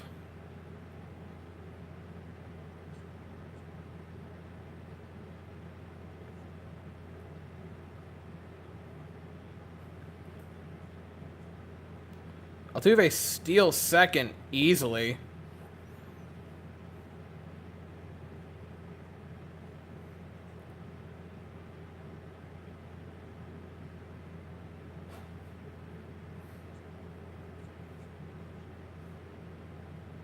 So I don't see who's going, or I don't see who's warming yet. That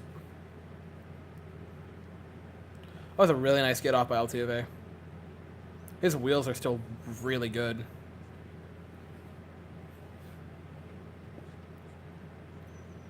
Put himself in scoring position for Brantley. Brantley did a really good job placing the ball. If he could have got just a little bit more heat on it, that's probably scoring Altuve. And I'm talking about like a matter of like maybe 5 miles an hour more on that ball. And Altuve scores there. But it is...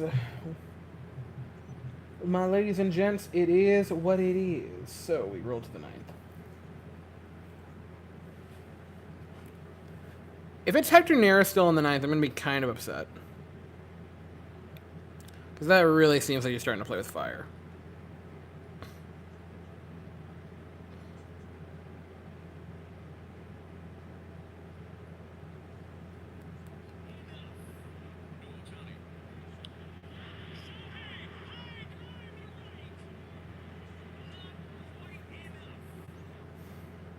Meth excursion giving people heart attacks.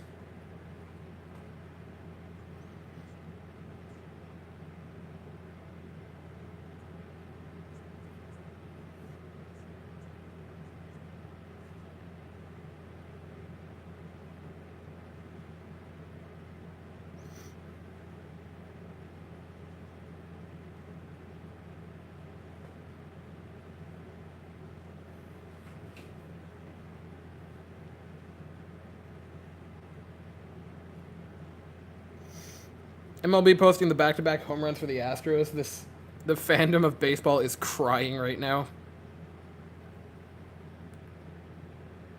It's the first game of the year. How stressed out can we get? Very! Noah, have you been here at all tonight? We've had multiple heart attacks.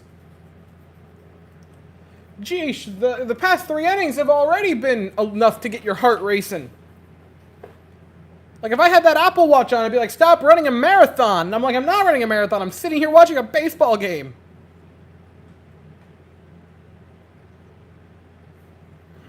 How stressed are you new?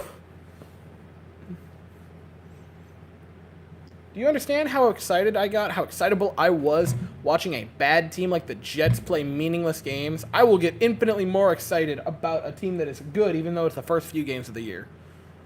Ryan Presley's on for the 9th. Fresh off of his extension.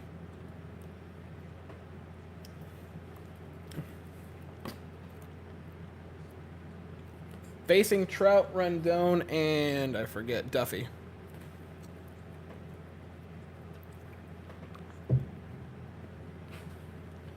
It is time, Ryan. It is time.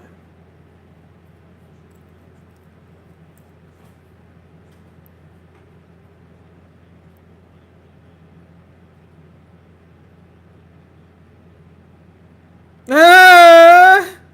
Trout. That's going to be extra bases. No? All right. Tucker holds them to a single. Why no Astros after dark graphic? I don't know. They're mean. To be fair, it's kind of a miracle we even have a scoreboard at this point. So, I don't know. Count your blessings, I guess.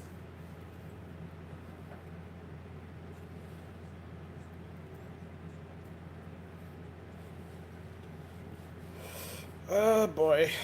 Please, no. Not 2020. Ryan Presley. Please don't be that one.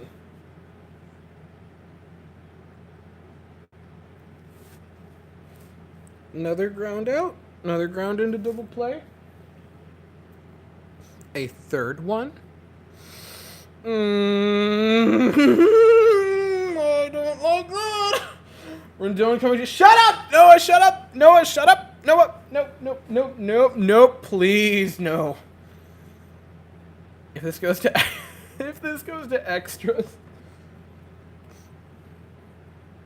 No. Can't spell Noah without no. Please.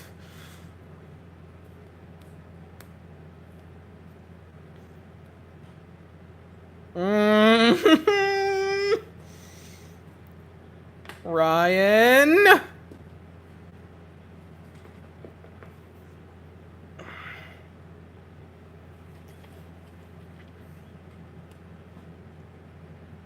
Presley has no velocity. That's not true.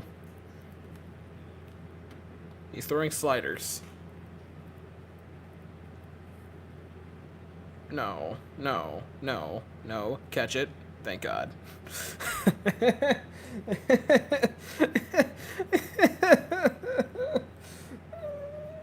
Alright, we're good. We're fine. I'm dying.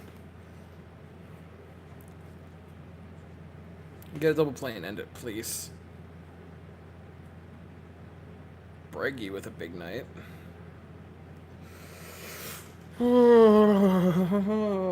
I am fearful for my life. That's what I am.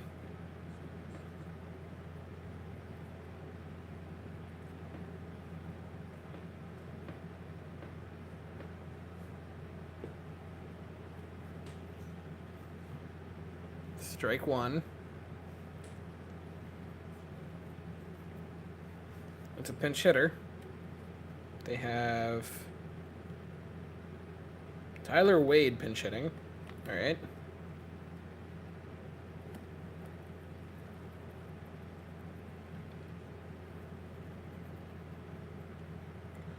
Oh, Ryan. Four-seamer is only at 94 or 92. That's... Pardon me, that's not ideal.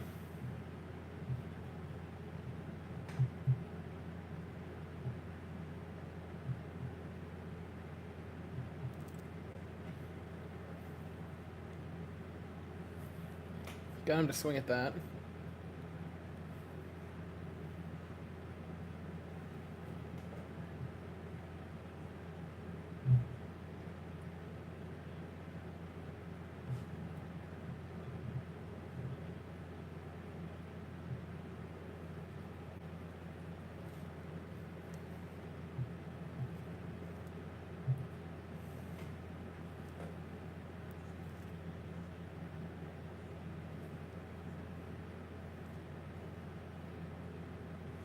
All right, 1-2 to Wade. Grounder, Altuve, Pena to first. Got him for a double play.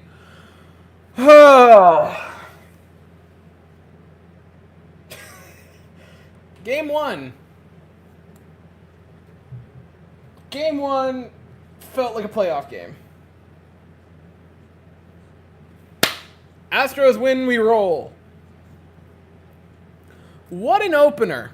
What an opener for the season. Framber Valdez pitches a gem.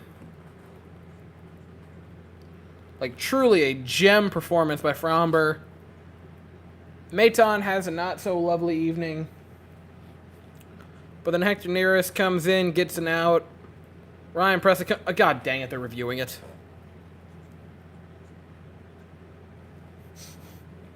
They're reviewing it. Let's give it a second.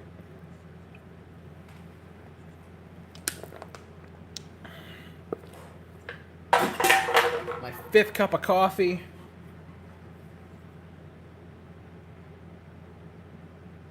He's out, I think. 1 down, 161 to go.